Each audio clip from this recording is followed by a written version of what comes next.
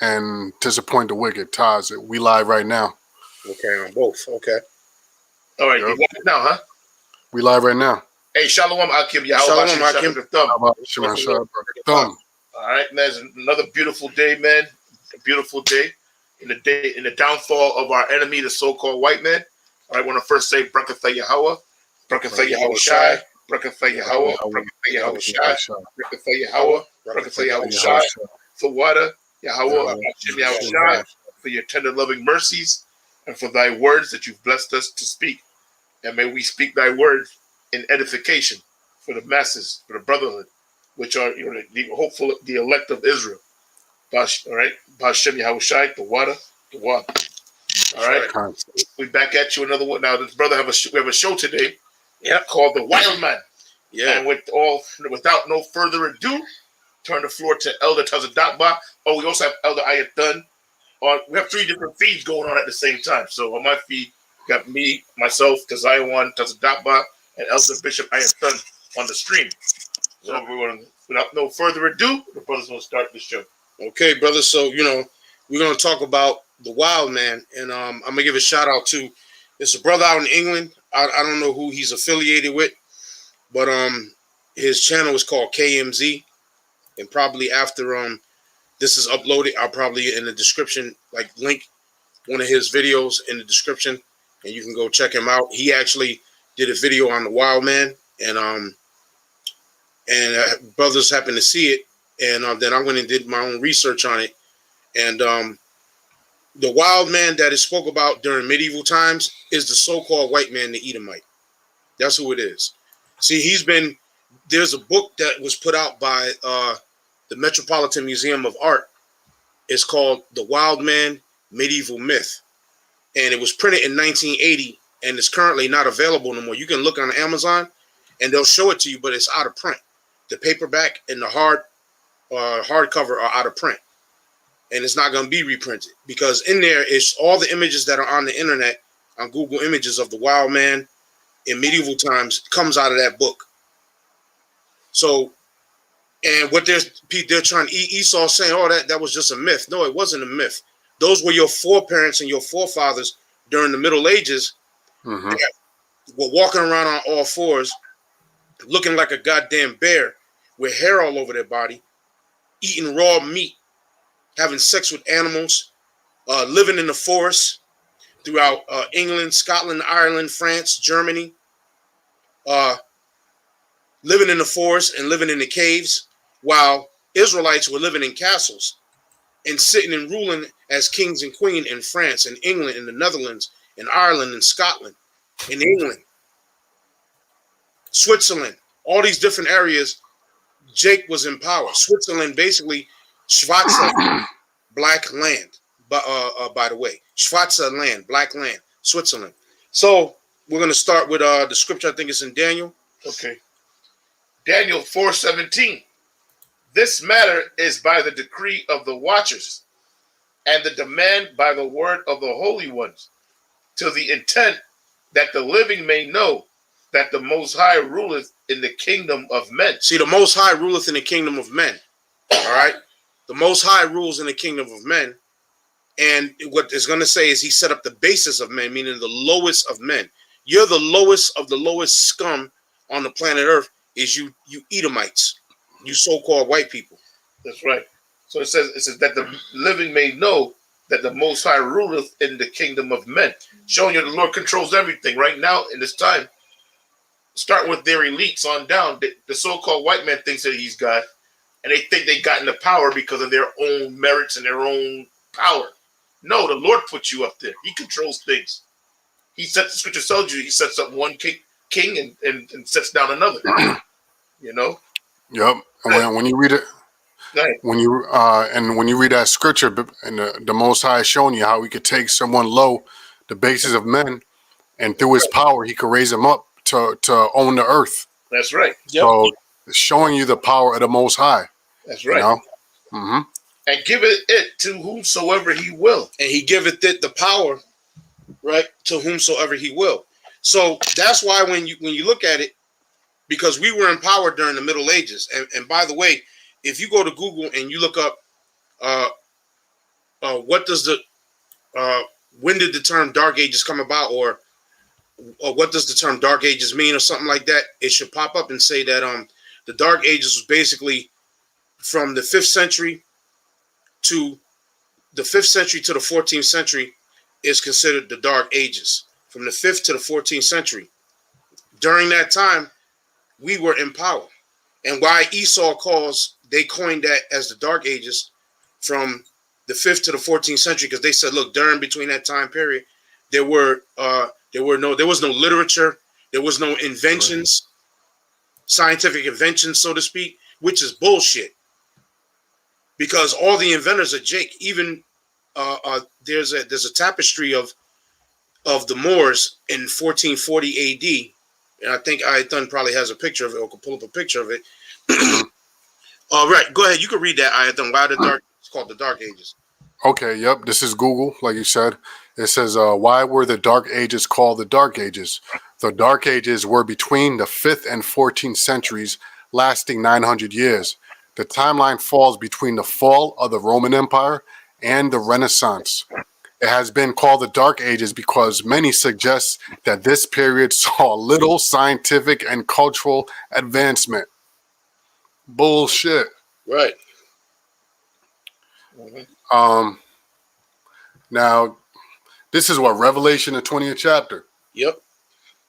Because the Revelation, the 20th chapter goes into the Dark Ages and how Esau was going to go down, right? That's right. And it said that the Lord's going to put chains around him. So Esau was in slavery under us for a period of time. But then the Most High raised him up. And this was via the bubonic and the bubonic plague, right? Esau came back into power. They revolted, came back into power. And then around the mid 1400s is when the Renaissance period came about, which is the rebirth.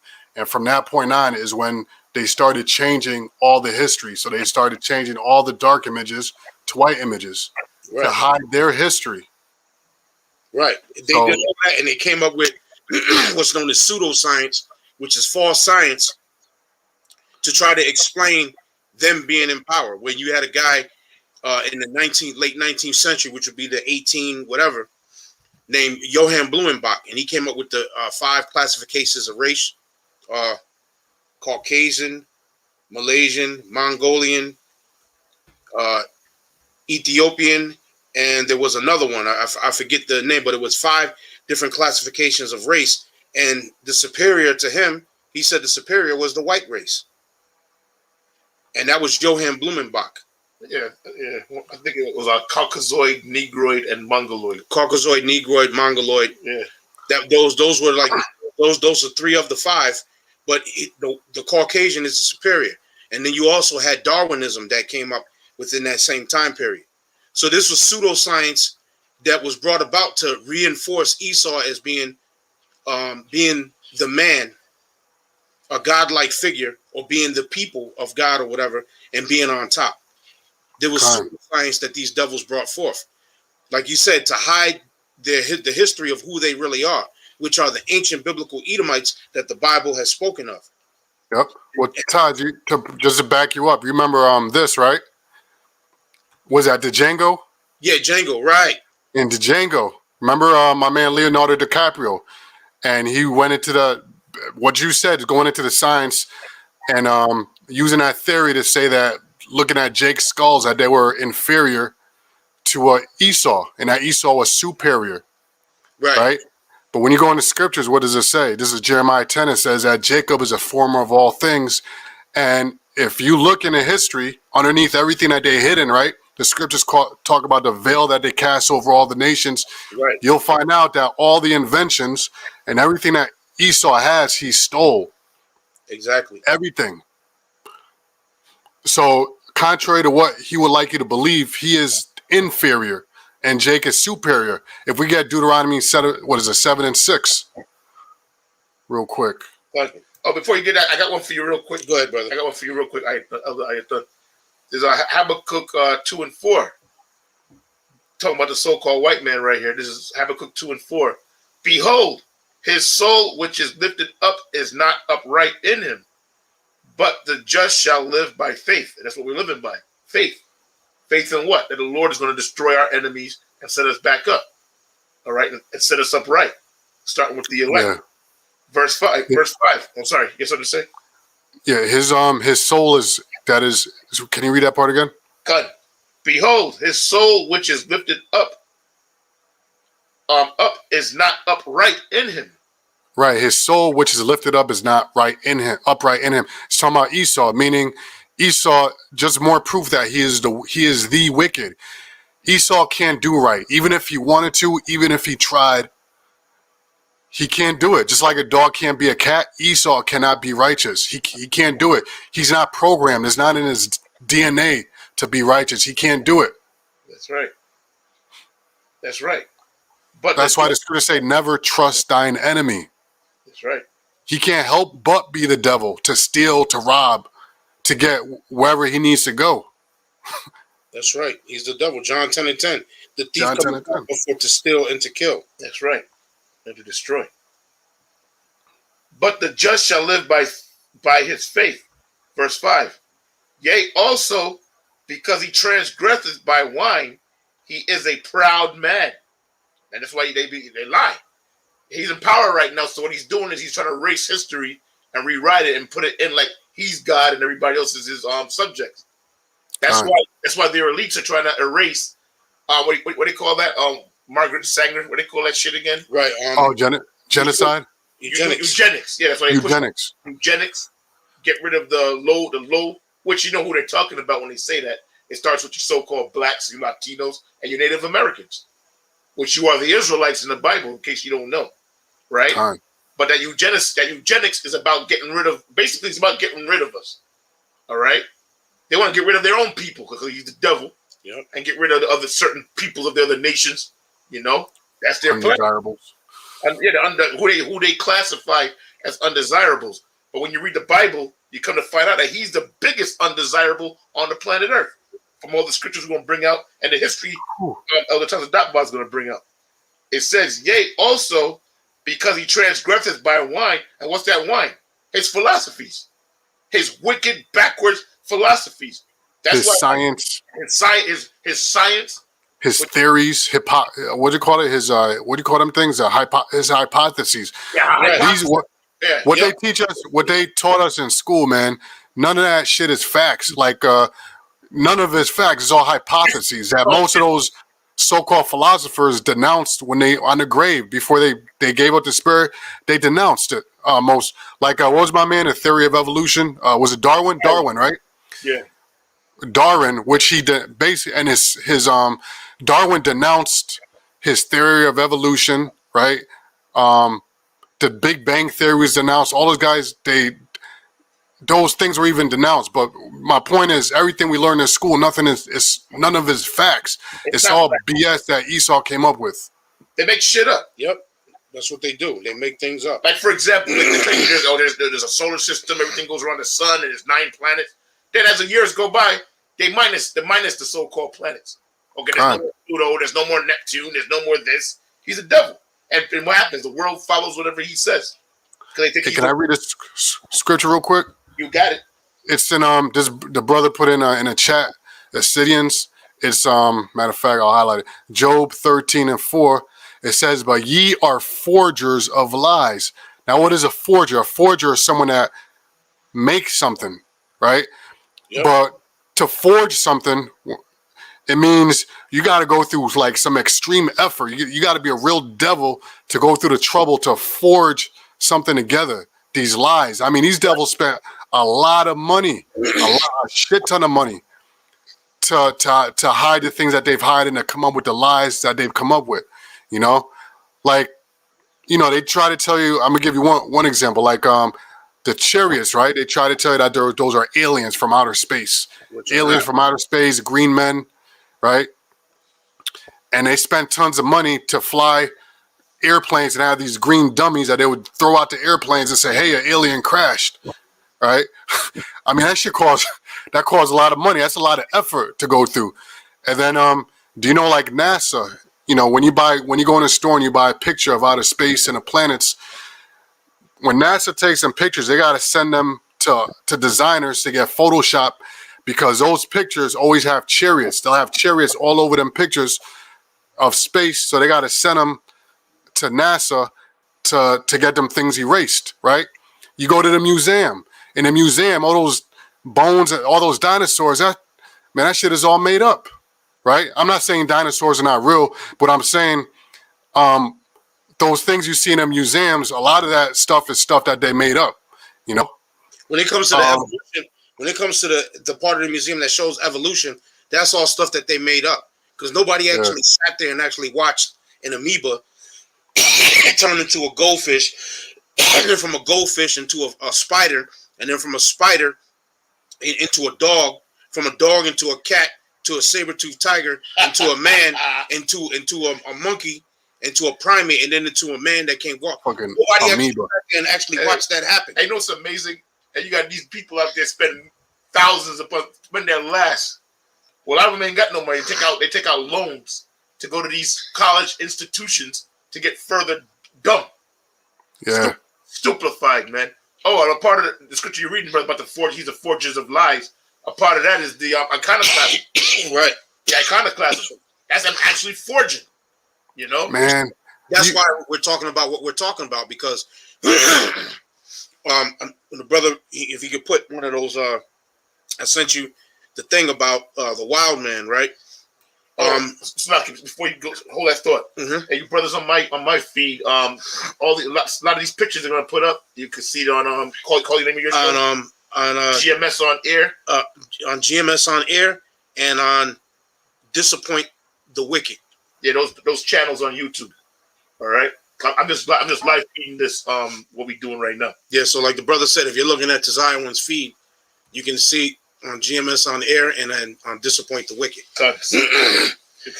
But iconoclasm, that's what they done, which is the defacing of images.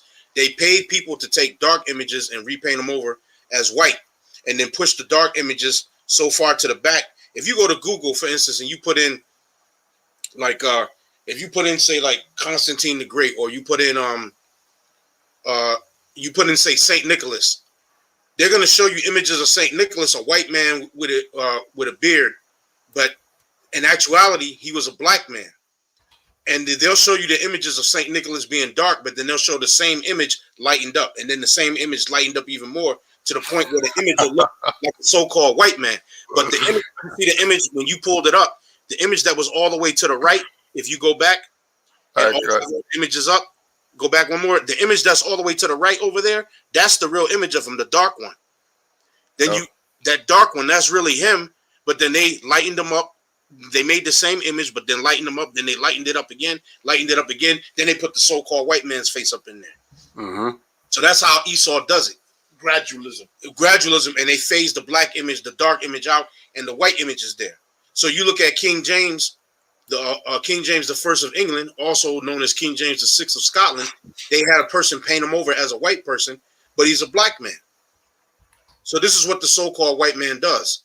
This was all done to hide the fact that during the Middle Ages, we were putting a foot in their ass. All right? They were living in the state of a wild animal, a wild beast. Like Job documents that, and we're going to read that scripture in Job the 30th chapter. And Genesis the 25th chapter about Esau. We're going to read that.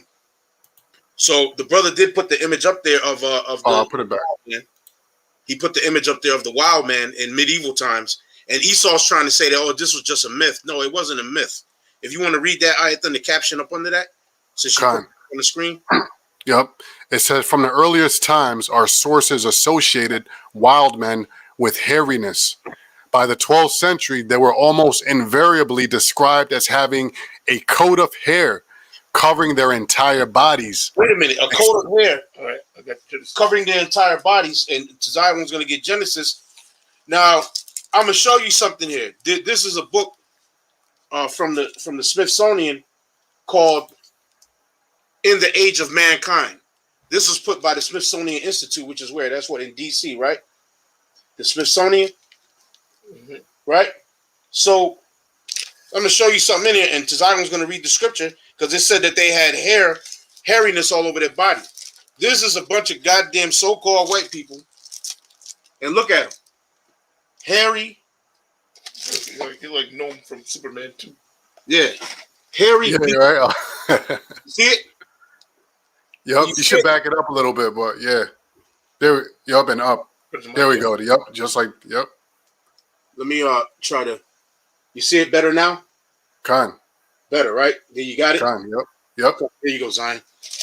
And that's them. A bunch of damn Neanderthals on a nice cold winter day. They got hair all over their body like a goddamn bear. They look like they have this fascination with a primate. You are the monkey. You're the one that looks like a goddamn monkey. That's you. These are your forefathers, right? These are your ancestors. These are your forefathers. You damn devils, you so-called white people. And like what he was reading there, it said that you had hair all over your bodies. Elder Desire got the scripture. Okay, I'll start from 21 and read on down. This is Genesis 25 and 21. And Isaac entreated the Lord for his wife, which was Rebekah, because she was barren. And the Lord was entreated of him, and Rebekah, his wife, conceived. Right. So his wife was barren, Rebekah. She couldn't receive seed. Then he prayed to the Most High to open her womb to let her get pregnant, and she conceived. And the children struggled together within her. Because she was pregnant with two babies, two boys, who would later be known as Jacob and Esau. Go ahead. And she said, if it be so, why am I thus? Right. If it be so, if I'm pregnant, why is this going on in my stomach? What is this that's going on in my belly? And she went to inquire of the Lord. And the Lord said unto her, 2 nations are in thy womb. 2 nations are in thy womb. The fathers, the 2 babies are going to become fathers of 2 separate nations. But these 2 babies are in your womb, and they're fighting while they're in your womb as babies. The war started in the womb, from like the saying goes, from the womb to the tomb. Mm-hmm. It says, 2 nations are in thy womb, and 2 manner of people shall be separated from thy bowels. And 2 manner of people shall be separated from thy bowels, not integrated. The Lord meant for us to be separated. All right, separated, like it says in what is that? Is that Deuteronomy 7 chapter 7 and 6? Okay. He wanted us to be separate, right? 7 and 6. Yep. Real quick, Yep. I got it. If you got it, Ayathan, or I got it. Deuteronomy 7 and 6. For thou art an holy people unto the Lord thy power, which is Israel, the nation of Israel. the nation of Israel. That's right. The Lord thy power hath chosen thee to be a special people unto himself, above all people that are upon the face of the earth. The Lord made us to be a special people above all the other nations that are upon the face of the earth. God, the Lord did not set his love upon you, nor choose you, because you were more in number than any people, for ye were the fewest of all people. Right, we were the fewest of all people. So the Lord didn't choose us because we weren't in great number. We were the fewest of all people. Basically, we were the baby. And all the other nations, Ham and all the other nations, they was already set up. You know, they already was set up. They had numbers and all that. We were basically, if you want to say, the last ones to come up. Yeah. But because the Lord loved you, and because he would show you God don't love everybody. Right. He just put a separation between the nation of Israel And all the other nations. and all these billions of other peoples on the earth. That never ever changed. It never changed. The Lord is not a man he should lie, and he changes not. Nor the Son of Man that he should repent. That's right. But because the Lord loved you, and because he would keep the oath which he had sworn unto your fathers, hath the Lord brought you out with a mighty hand. Right. So the oath that he swore to our fathers, Abraham, Isaac, and Jacob. Period. All right. So nobody else can claim that. The Lord has chosen us to be a special people unto himself above all people that are upon the face of the earth. So let's go back to our Genesis 25. And Ayathan, if you could pull up that clip I sent you about Wildman Characteristics 1, I think it is. Okay, I have it queued up. All right. Genesis 25:22. And the children struggled together within her, and she said, if it be so, why am I thus? And she went to inquire of the Lord. And the Lord said unto her, 2 nations are in thy womb. 2 nations are in thy womb. the fathers of two nations are going to spring up. The fathers, the progenitors of these two nations are in your womb, and they're fighting. Go ahead. And two manner of people shall be separated from thy bowels. And two totally different people are going to be separated from your bowels. Go ahead. And the one people shall be stronger than the other people. Which that's talking about Jacob, because we're stronger than you. The reason why we're at the bottom and we're under you, the Most High had to intervene. Going back to what Elder Ayathan was speaking of when he talked about Revelation, the 20th chapter, where it said he must be loose. He must be loose for a little season, but to deceive the nations once more. How did the Most High intervene? The bubonic and the pneumonic plague. When the plague hit, right? When the plague hit somewhere around the height of the plague was around 1347 to 1350 AD. That was like the height of the plague.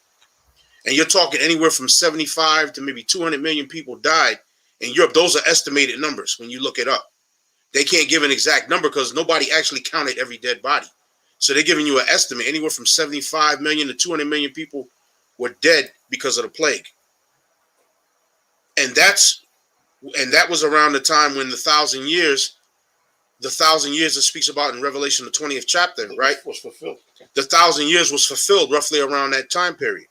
So that's why the plague happened. Then you had the Moors lost Spain in 1492. You also had in 1453, I think it was 1453, if I'm not mistaken, Constantinople was sacked by the Ottoman Turks. Constantinople was the eastern end of the Byzantine Empire, which that was our people, the Byzantine Empire.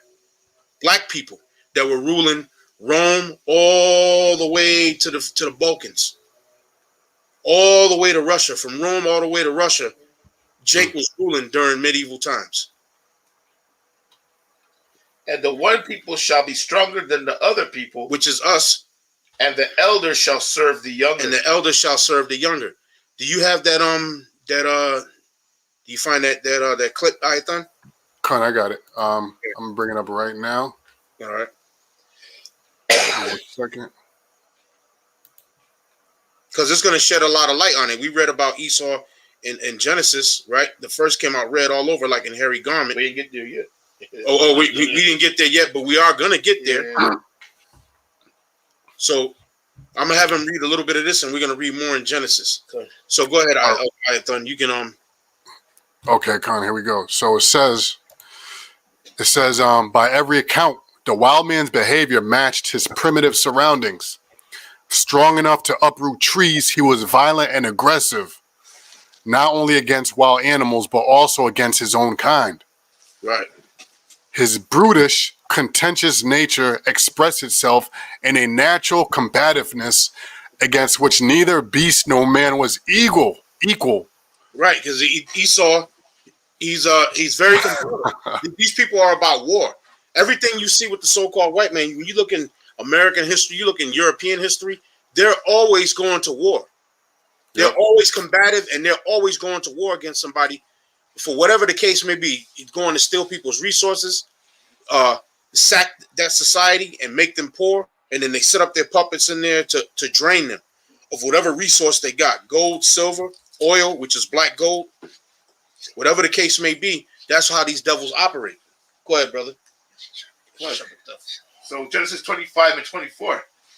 And when her days to be delivered were fulfilled, behold, there were twins in her womb. And the first came out red all over. We're going to go back there, Ayathan. You can leave it up. Go ahead, okay. And the first came out red all over like in hairy garment. Right. It said the first came out red all over like in hairy garment. Right. This was the first child that was born. The elder shall serve the younger. The first came out red all over like in hairy garment. Go ahead. And they called his name Esau. And another point, they're not white. They just start calling themselves white till what, the 1600s? Right. They're not white people. They're colored. First of all, they have no color. Right. All right. They have no pigmentation and nothing. All you see is that red. All you have is that red, that their blood showing through their skin. Well, just like these Neanderthals right here. Yeah. Just like these old funky ass devils right here, right? Just like them. Hold on, put it on the screen. the first came out red all over, like in hairy garment. Oh, check this Look out. at all the hair on. Yeah. Go ahead, Tazaiwan. Yo, back in the old days, they used to call our people colored, right? Yeah. But they're not colored because they have no color. They're colorless. The color that you see on them is red, which is that blood. That is true. Do you see them devils? There was nothing clean about these devils when they were up there in the mountains. And when we go back to that clip you got up there, then we're gonna read that and it's gonna tell that. And look at their damn teeth. It looked like hell. It look like that today. It looked like doodoo on a stick. Look, I know. I personally know white people got teeth like that. They smell that smell that old school cave smell still with them. Yeah. You know that protrudy smell. Damn. Like, dude, back up from me, man. You smell. You know they smell like outside. The women smell this. They smell horrible. Oh yes. They smell like outside. Yeah, outside in the damn. We got to bring this scripture out too. Mm-hmm. Go ahead, brother. Go ahead. You got it. All right, done. Okay, Genesis 27:11. His brother Israel will rise. Put on the screen. It says, and Jacob said to Rebekah, his mother, "Behold, Esau, my brother, is a hairy man, and I am a smooth man." Esau, my brother, is a what? He's a hairy man, and what? And I am a smooth man. And Jacob is a smooth man. And most of us, Jakes, you look at us, even though I got hair on my arms and even on my legs, but it still looks smooth. It ain't like this. Okay? Like a goddamn bear. See, they look at this picture. Y'all brothers probably can't see. That's all that black below their faces. That's all hair. Yeah, It's all hair. You gotta explain that because you can't really. Well, Jacob had to put on was it goat skin? He had to put on animal skin. He had to put on goat fur to mimic Esau. Yeah. To mimic Esau. And the smell too. Yep. And the smell. Because when he went to his father Isaac, he said the voice is Jacob's, but he grabbed him and felt him and smelt him. He said, but okay, it smelled like Esau. Mm-hmm. Right? Like a goat. He smelled like a goat. He smelled like outside. Hey, you brother that been with Edomite women, man, or near them, they smell like dogs. Yeah, there's a funk about them that I can't even explain. Words cannot explain funk. Yeah. But you know it's them. But when you were a kid going to school, your school teacher, which a white woman, will bend over to check your work, and you smell her like back up. Smell like outside, man. They got that outside mountain odor to them, and even if you're out in the mountains smell good. The air, the pines, and the different trees, and the grass and all that stuff smells good. But a straight up mountain man that's out there in the mountain working stink like hell. Go ahead, Elder Tazaiwan. And they don't wash. So back in Genesis 25:24, matter of fact, 24. And when her days to be delivered were fulfilled, behold, there were twins in her womb. That's right. There were twins in her womb. Go ahead. And the first came out red all over like a hairy garment, and they called his name Esau. Which in the Hebrew, Ishah or Ishashwa, which means wasted away is he. What was wasted on him? His pigment. Okay? His pigment. He didn't have that pigment. He didn't have that color. So he was wasted away. What was wasted away on him? His pigment. You know what Esau looks like? You see the palm of my hand? That's what skin looks like without pigment. And you see it's like a reddish. You know what? Your skin, but even my palm is even darker than the Edomite. Your palm got melanin to it, man. My palm got melanin to it, but it still has it's like a transparent or like a pinkish type color. That's what skin without melanin looks like. It looks like this. Yeah. But my hand is actually darker than Esau's skin. But this is a representation of what unmelanated skin looks like. Your hands and the bottom of your feet. That's what they look like all over their body. And that was a curse the Most High put on them so that the whole world would know who is the wicked. Esau is basically, I can't think of he's the only thing on the earth the Most High created that has no pigmentation. That's Even right. plants and trees, they all got pigment. It's called chlorophyll. Animals, he's the only being on the earth that has no pigmentation. Yep. That's right. Can I bring something out real quick? Go ahead, brother. This is because that curse of leprosy goes back to Cain after he slew his brother Abel. Oh, you got it? Good. Yeah, this is Genesis 4, and I'll start at 11. This is after he killed his brother Abel. It says, "And now art thou cursed from the earth, meaning that the Lord stripped them of this pigmentation. Because when you look at the earth is different shades of brown, and the Israelites, are ranged in different shades of brown, from a deep dark brown to a light sandy brown, right? So the Lord took his pigment from them and cursed them with leprosy. So, and now art thou cursed from the earth, which hath opened her mouth to receive thy brother's blood from thy hand. Right, because he was cursed from the earth, because the scriptures say he formed man from the dust of the ground. The ground is what? Different shades of brown. So him being cursed from the earth, or being cursed from the ground, meaning his pigment was taken from him. Yep. Like a brother put up in the comments, look at George the Animal Steel. You see how hairy he is? But that's kind of light hairiness. Even though he's hairy, they were hairier than that. All right? Because guess what? Back then, there was no Gillette, the best a man can get. You didn't have Gillette back then. All right? So their hair just grew and it grew and it grew and it just kept growing. You didn't have Gillette. That you wasn't able to go to a salon or a parlor and get the Brazilian wax your chest muscle, wax your bicep, wax your neck. Hey, can I show y'all something? Your calves, your back.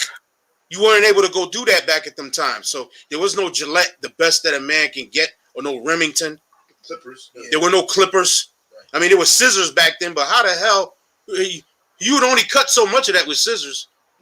Yeah, but they didn't have scissors. It was a high commodity. They could get their hands on those scissors. They had sharp stones. There were bumps. There were cave blows. Yep.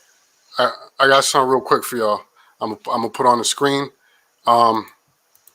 This is it's a thing Esau calls this hypertrichosis, right? Mm-hmm. Show it. Bring it out. Bring it out.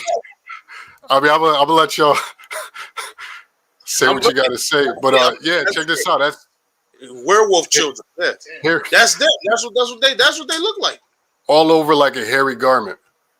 The first came out red all over like in hairy garment, and they called his name Esau. Goddamn Teen Wolf looking ass niggas, man. I mean, no, Edomites. Teen Wolf looking ass honkies. They're gonna be the new niggas. Yeah, that's why they put shaving so much in the society, Yeah, that's why they emphasis on shaving and Old Spice. They Old Spice everything up. Maybe man, they can't not even shaving. They got to wrap themselves in duct tape and rip that shit off. Yeah, yeah. I mean, it's straight up Teen Wolf, boy. I don't see no Jakes over here. Yeah, straight up Teen Wolf, man. Yeah. So that document you was reading, put that back up there. All right, Con, I got it right here. That's gonna show about the hairiness of Esau. Con. So I'm gonna start from the top. It says, by every account, the wild man's behavior matched his primitive surroundings. Strong enough to uproot trees, he was violent and aggressive, not only against wild animals, but also against his own kind. His brutish, contentious nature expressed itself in a natural combativeness against which neither beast nor man was equal. So he was strong as shit. Right. He was strong as shit because he was out there in the wilderness, living like an animal. He was strong as hell.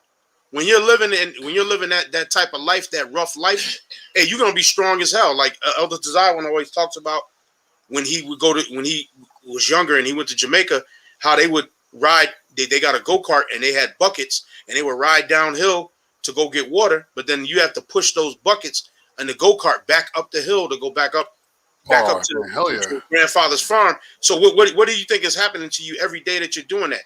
You're building up those muscles. You're building up your core, your legs, your calves, your core, your arms, your biceps, triceps. Constantly doing that, man, you'll be diesel as hell and strong as hell because you ain't got a system of irrigation to bring the water to you. You got to go with buckets and get it and carry it and bring it back a long distance. So you're going to be physically built up when you have to live like that. You're going to be diesel. And go ahead. Remember, this thought of a point. If anybody ever saw the first Planet of the Apes, so the elites of Esau know who they are because that's why they put this one line in the movie when they said, "Behold the beach man." Right. So they know about like what Elder Ayatollah is reading their history. Behold the beast man, for he is the harbinger of death.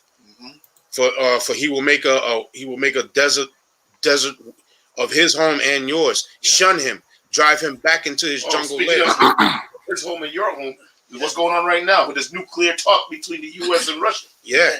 You know? Yeah. That's it. And the Lord made him that way. Yep. The Lord put that spirit in him, man. Because there's going to be nuclear war out here. That's right. And who's the principal ones that's going to bring it that the Lord is using? The so-called white man, Esau. Right. Hey, and like in the thing, you got to read that again, Ayathan. He was aggressive even against his own. Like it said in there. So put that back up there. Let's read through that. And then we're going to touch Genesis again. Wait a minute. Russia. Yep. The Russia's dropping bombs on their own. Can I read 2 more verses here? Go ahead. This is back in Genesis. So it says, and Cain said unto the Lord, Yahweh Ba'ashem Yahushai, my punishment is greater than I can bear. Behold, thou hast driven me out this day from the face of the earth, and from thy face shall I be hid. And I shall be a fugitive and a vagabond in the earth. A fugitive and a vagabond, wandering through the earth as a fugitive from justice. And that's really what the so-called white man is. He's a fugitive from justice because he's supposed to be in chains under us, the children of Israel. But he's running around free. Let's go back to reading that thing, Ayathan. You put about the wild man.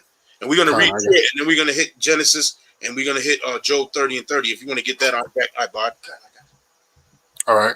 It says his brutish, contentious nature expressed itself in a natural combativeness against which neither beast nor man was equal, though his club and sometimes only his bare hands was his only weapon. His club, because the caveman, him have a club in his hand. He got a weapon in his hand, right? Mm-hmm.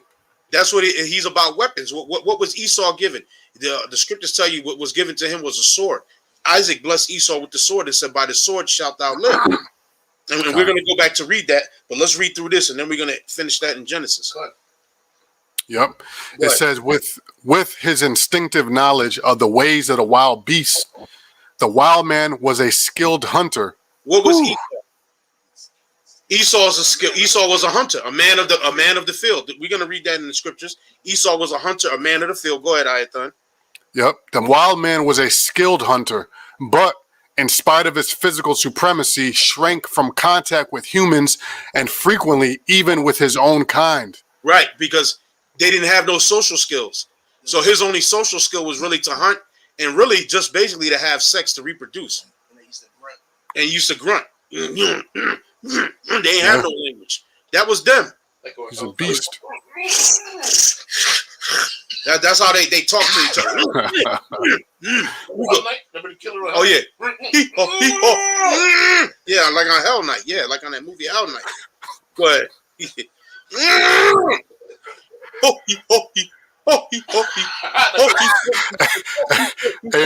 I think about That's how they talk. That's how they talk. Like they were straining to take a shit. Ooga booga. Hey, remember, That's the remember the Last Dragon that Eddie Arcade, and he hired the motherfuckers to kill what's my man, and he had that one Edomite. He wanted to get paid. He was like, ah. Yeah. He said, get that man anything. Give him a bone, and he smashed the table. He smashed the table. Yeah.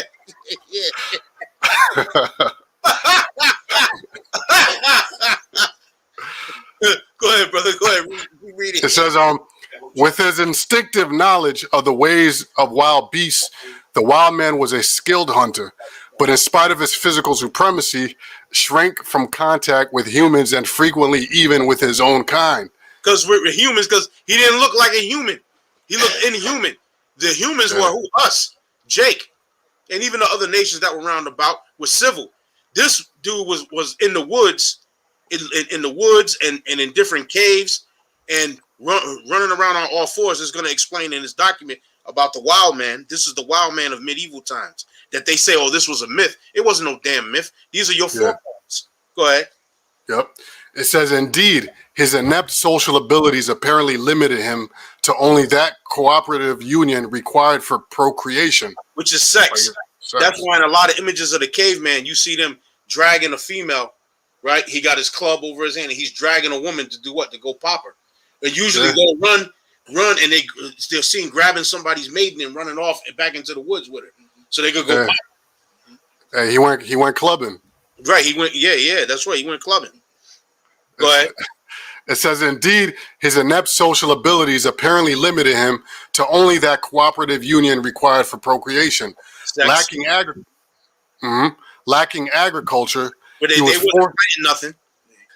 Yep. They couldn't farm. Go ahead. Lacking agriculture, he was forced to eke out a substance from hunting and gathering.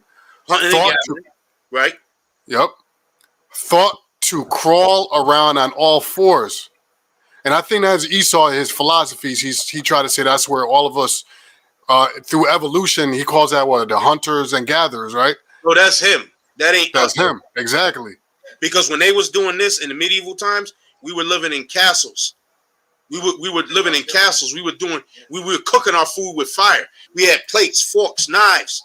We ate with etiquette at the table. We were advanced. We were clean. We were advanced. We had water running. We had water. We washed ourselves. We bathed. We brushed our teeth. We groomed ourselves.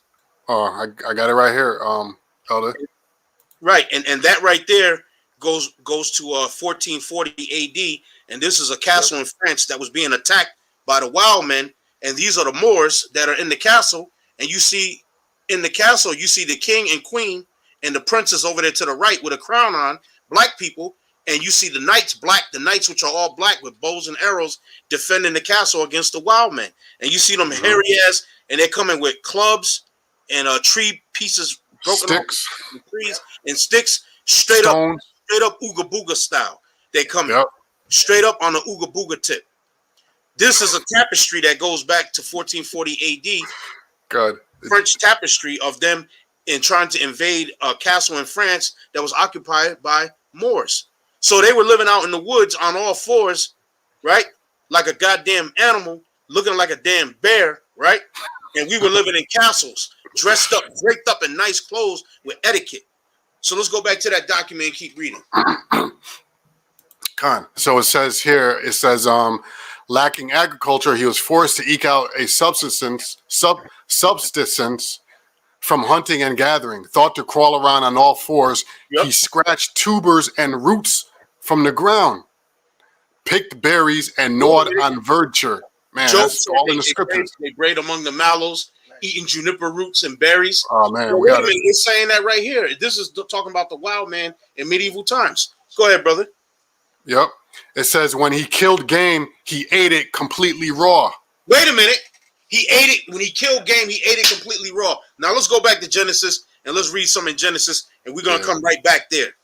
Go ahead, Elder Tazai, when I know you got it queued up. Genesis 25:25. It says, "And the first came out red all over like a hairy garment, and they called his name Esau. And after that came his brother out, and his hand took hold on Esau's heel." Notice it didn't say nothing about Jacob, because Jacob was a normal black baby, not hairy, with smooth skin, not hairy. He came out normal. Esau was abnormal. That's why it described him.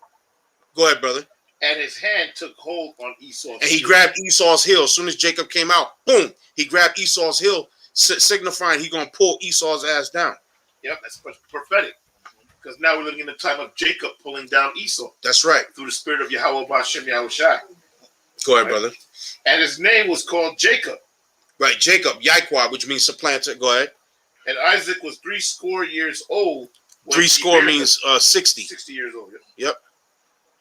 And the boys grew, and Esau was a cunning hunter. Didn't we read about the wild man, that he was a skillful hunter?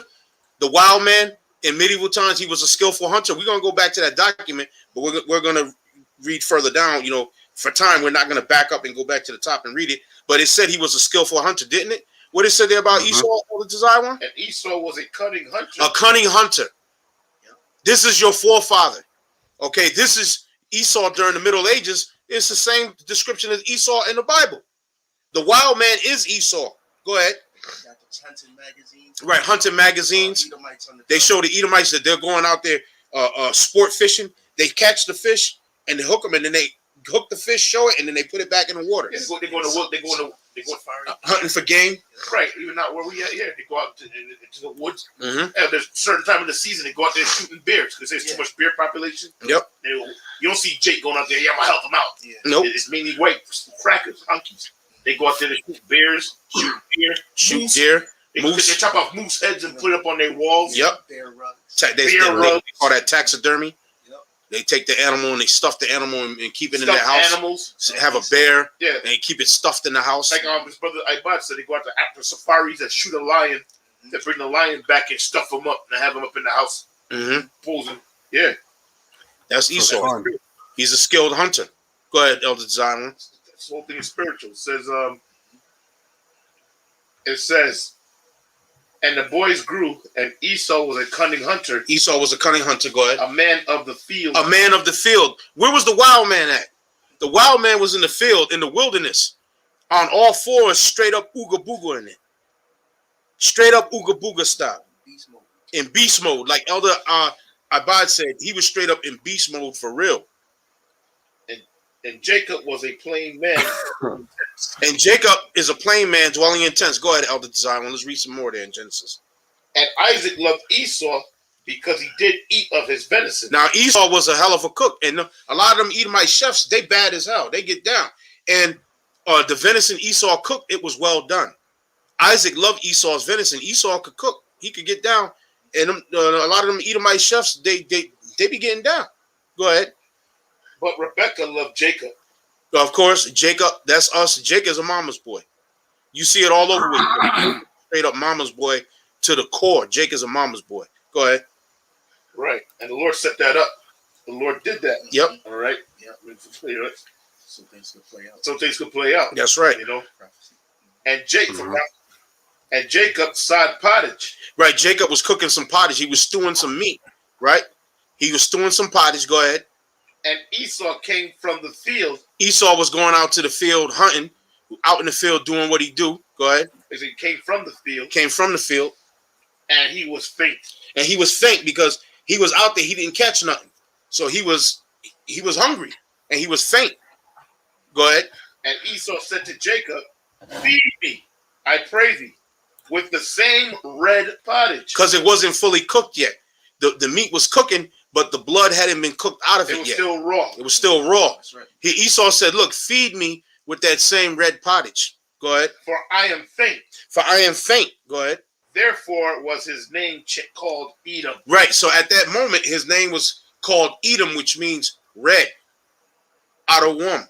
You know this, and to this very day, the white.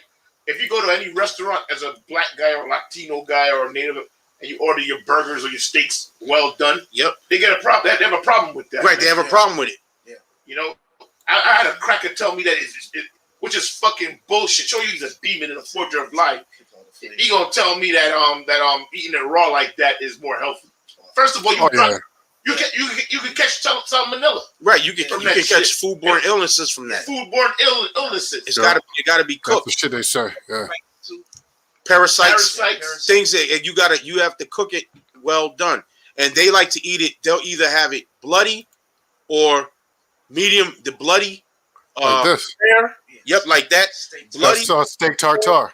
Or medium well. Medium well is actually close to well done. It's damn near almost well done. Yeah, but you very rarely hear them say they want a medium well. Right. They mostly say they want it bloody rare. They want it bloody or rare. Give it the bloody right? rare. So you see the way that they cook, and if you go, so say you go to the casino and you go to the buffet, and they got prime rib there, and they got prime rib, or they got roast there. They got roast there, prime rib, even chicken. You go there, and the prime rib is fucking red and it's bloody, and you're like, nah, man, cut me a couple pieces, put that on the grill, man, grill that up and grill that. Yeah, it's all light skin and red. It's all red. The same thing with the roast.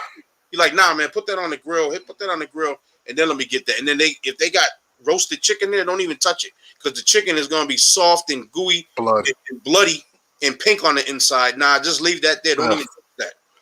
But that's it. Now, didn't it say about the wild man that when he would catch his prey in the wilderness that he would eat it straight raw?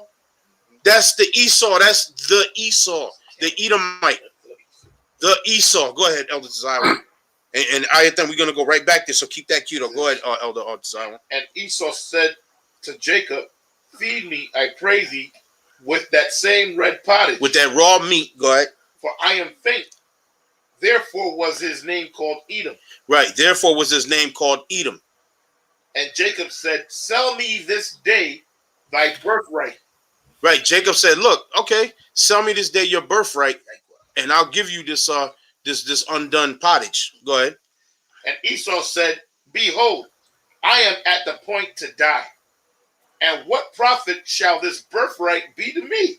Right. Esau was like, look, man, I'm about to die, man. I'm faint. I'm hungry. What profit is this birthright gonna be to me? Look, I'm about to die right now, man. I want that red meat. I want that raw meat. That's a scumbag. Yep, that's Esau. That's a scumbag. That's the wild man. A low life. That's the wild man. Go ahead. And Jacob said, Swear to me this day. And he swore unto him, and he sold his birthright unto Jacob. And he sold his birthright unto Jacob. And he sold his birthright unto Jacob. Okay. Right? So that's pretty much it on that. I mean, the last verse. Oh, you go. Okay, hit the last verse. Then Jacob gave Esau bread and pottage of lentils, and he did eat and drink, and rose up and went his way. Thus Esau despised his birthright. And Esau despised his birthright. He didn't give a damn about it. So now go back to that ayathan. All right, Khan. So it says, when he killed game, he ate it completely raw. According to Cretan, Detroit, and Vienne, many accounts, the wild man also indulged in cannibalism. Yep. You tried to charge the Native Americans with that, but that is your funky monkey ass. And the blacks. Yep. And it's like Tarzan kill off all the cannibals. Right. Yeah. They still do that cannibalism, with that adrenochrome. They drink right. blood. You devils are into drinking blood, molesting children, popping them, and driving them to the point of insanity to make them so scared, and then kill them at that point because the body produces that has that adrenaline rush, that adrenaline hormone, and then they drink it. That stress hormone, and they drink it. So you're straight up vampires, man. Khan. Raw meat and blood. That's what you devils want. That is your history. Go ahead. Yeah, like in Blade. Like in Blade. Yep. It says when he killed game, he ate it completely raw. According to Cretan, Detroit, and Vienne, many accounts, the wild man also indulged in cannibalism. He indulged in cannibalism. Go ahead. By the 16th century, this habit brought him into association with werewolves and other flesh eaters. Right. So the werewolf, that was you. You hairy ass. That was you. That's you. Vampire legend too. That's Esau. He's singing. Yeah, I got a scripture right quick. This is in Obadiah, right? The point is in 6, but I'm gonna start at 5. It says, if thieves came to thee, if robbers by night, how art thou cut off? Would they not have stolen till they've had enough? Right. Would they not have stolen till they had enough? Hey, shout out to Malcolm. I see you, brother. Quest for fire style. That's how they do it. Quest for fire style, man. He said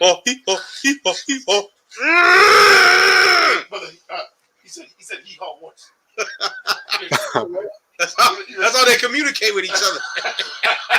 You know how you know how the horses be. The horses are there. That's how they communicated. Esau communicated with. That's a word. That's how they talk. That's a sentence right there. They break. That's a sentence. That's a sentence that means, "Bring me my food, bitch." That's what that meant. Before I club your ass. In wild man language. In wild man language, bring me my food, bitch, or I'm gonna club you. All right? Because we be clubbing. Everybody knows that the girl shakes something. Yay, yay. We be clubbing. Go ahead. Go ahead, brother. All right, go ahead. Read that. It says, if thieves came to thee, if robbers by night, how art thou cut off? Would they not have stolen till they have had enough? If grape gatherers came to thee, would they not leave some grapes? Would they not leave some grapes? Right. In other words, if a thief break in your house, man, he's gonna leave something, right? You're gonna leave something behind. Right. But Esau, I mean, he just takes and takes and takes and takes till you ain't got shit left. Right. I mean, he'll even steal your identity. He's never satisfied. You know? Yeah. He can never have enough. Was that Eldibad? Couldn't hear that. He can never be satisfied. He can never have enough. Khan, the scripture says desire enlargeth like hell, meaning he's never satisfied, right? Verse 6, it says, how are the things of Esau searched out? How are his hidden things sought up? So everything we bring out tonight, Esau has been hiding. Yes, they've been hiding. Hiding Yes, it. they've been hiding. Hey, Elder, I got a couple images I want to bring out, man, because they've been kind of like showing here and there, but they hide things in movies, cartoons, books. Yeah. But so we just want to show you, brothers, that they know their history, right? They can lie to you and tell you they civilized everyone, and but we're gonna show their history. They know it. Now I'm gonna bring out some images. You know what I'm saying? And y'all gonna recognize some of these, right? There you go. Oh, hold on. Again, brothers on my channel on GMS at the job. To see all these things, go to GMS on air and disappoint the wicked on YouTube, and you can see the images that are being shown. Yeah, we got three streams going on right now. So I mean, we can go to these brothers' channels and watch what they're showing. But Elder Ayathon is showing who? Captain Caveman, who straight up Ooga Booga style. Look at all the hair all over his body. Yeah, look at and he's got the club. He got the club, and look at his foots. Look at his foots. All right. That's the wild man right there, Esau. That's him. Straight right? up. Straight up. Let's keep going, right? Yep. Y'all remember this, right? Werewolf in London. Yeah. So the werewolf, they tell you that was Esau. Esau is a werewolf. Yes. He's the original werewolf. That's him. Straight right? up Teen Wolf in it. Straight up Teen Wolf in it. Straight up Michael J. Fox in it all the way. Now check this out. Y'all remember this, right? Oh yeah, Harry and the Hendersons. Yeah. Harry and the Hendersons. Hey, who could because forget Harry and the Hendersons? That's Bigfoot. Esau is Bigfoot. Yeah. Right. You show Captain Caveman's foots, right? Yep. There you go. Bigfoot. And that's what they try to attribute the wild man myth, which is the book is called The Wild Man Medieval Mythology by the Museum of Modern Art, the MoMA, and the book is not in print no more. But that's what they try to say. It's a myth. Oh yeah, the Bigfoot myth and all that. No, it's the truth. That's you. It's the truth. The true and living Ooga Booga, the wild man, the hairy man. Okay, the man crawling on all fours, eating raw meat like a goddamn animal in the woods. Right? Is you? Is bitch ass E? Bitch ass E. Go ahead. Now, check this out, elders.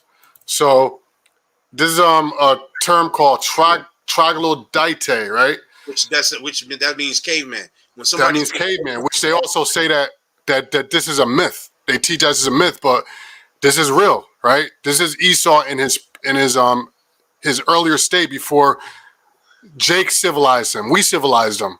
Right? And we're gonna read about that too, and we're gonna hit Job 30 and 30 because Job 30 and 30 got to come into play with that. So go ahead, finish to read that right there about the troglodytes. Yep. So troglodyte or troglodyte, literally cave goers, right? Which is today that's what Caucasian. Right, cave goers, and the word Caucasian goes between the Black and Caspian Sea, the Caucasus Mountains, right?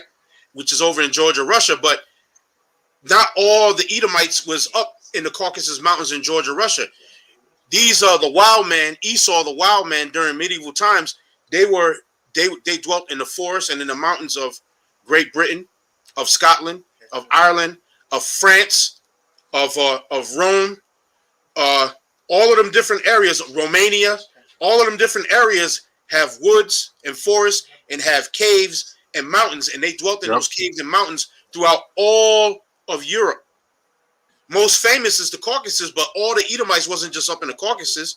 The sect of Edomites known that we call today Amalek, the Ashkenazi and the Sephardim, they were the ones that were up there in the Caucasus. But them other Edomites, they were running around in the forests in France, in the forests in England, in the forests in Scotland, in Ireland, in Germany, creating hell and havoc for the black nobility. They were going against the black nobility, trying to snatch children, snatch and rape women, eating raw meat in the wilderness. That's what they were doing.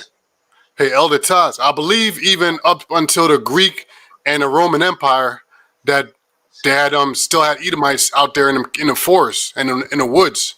Well, hell, Um, the medieval times is after the Greek and Roman, and that's after. yeah, That's BC you talking about. We talking Yeah. about AD. yeah, Well, what we talking about, this is AD. This is like you read about the Dark Ages is from the 5th century to the 14th century. That's what they classified as the Dark Ages when you read that on Google, right? So now something I'd like to introduce is this book by Arthur Koestler called The 13th Tribe, right?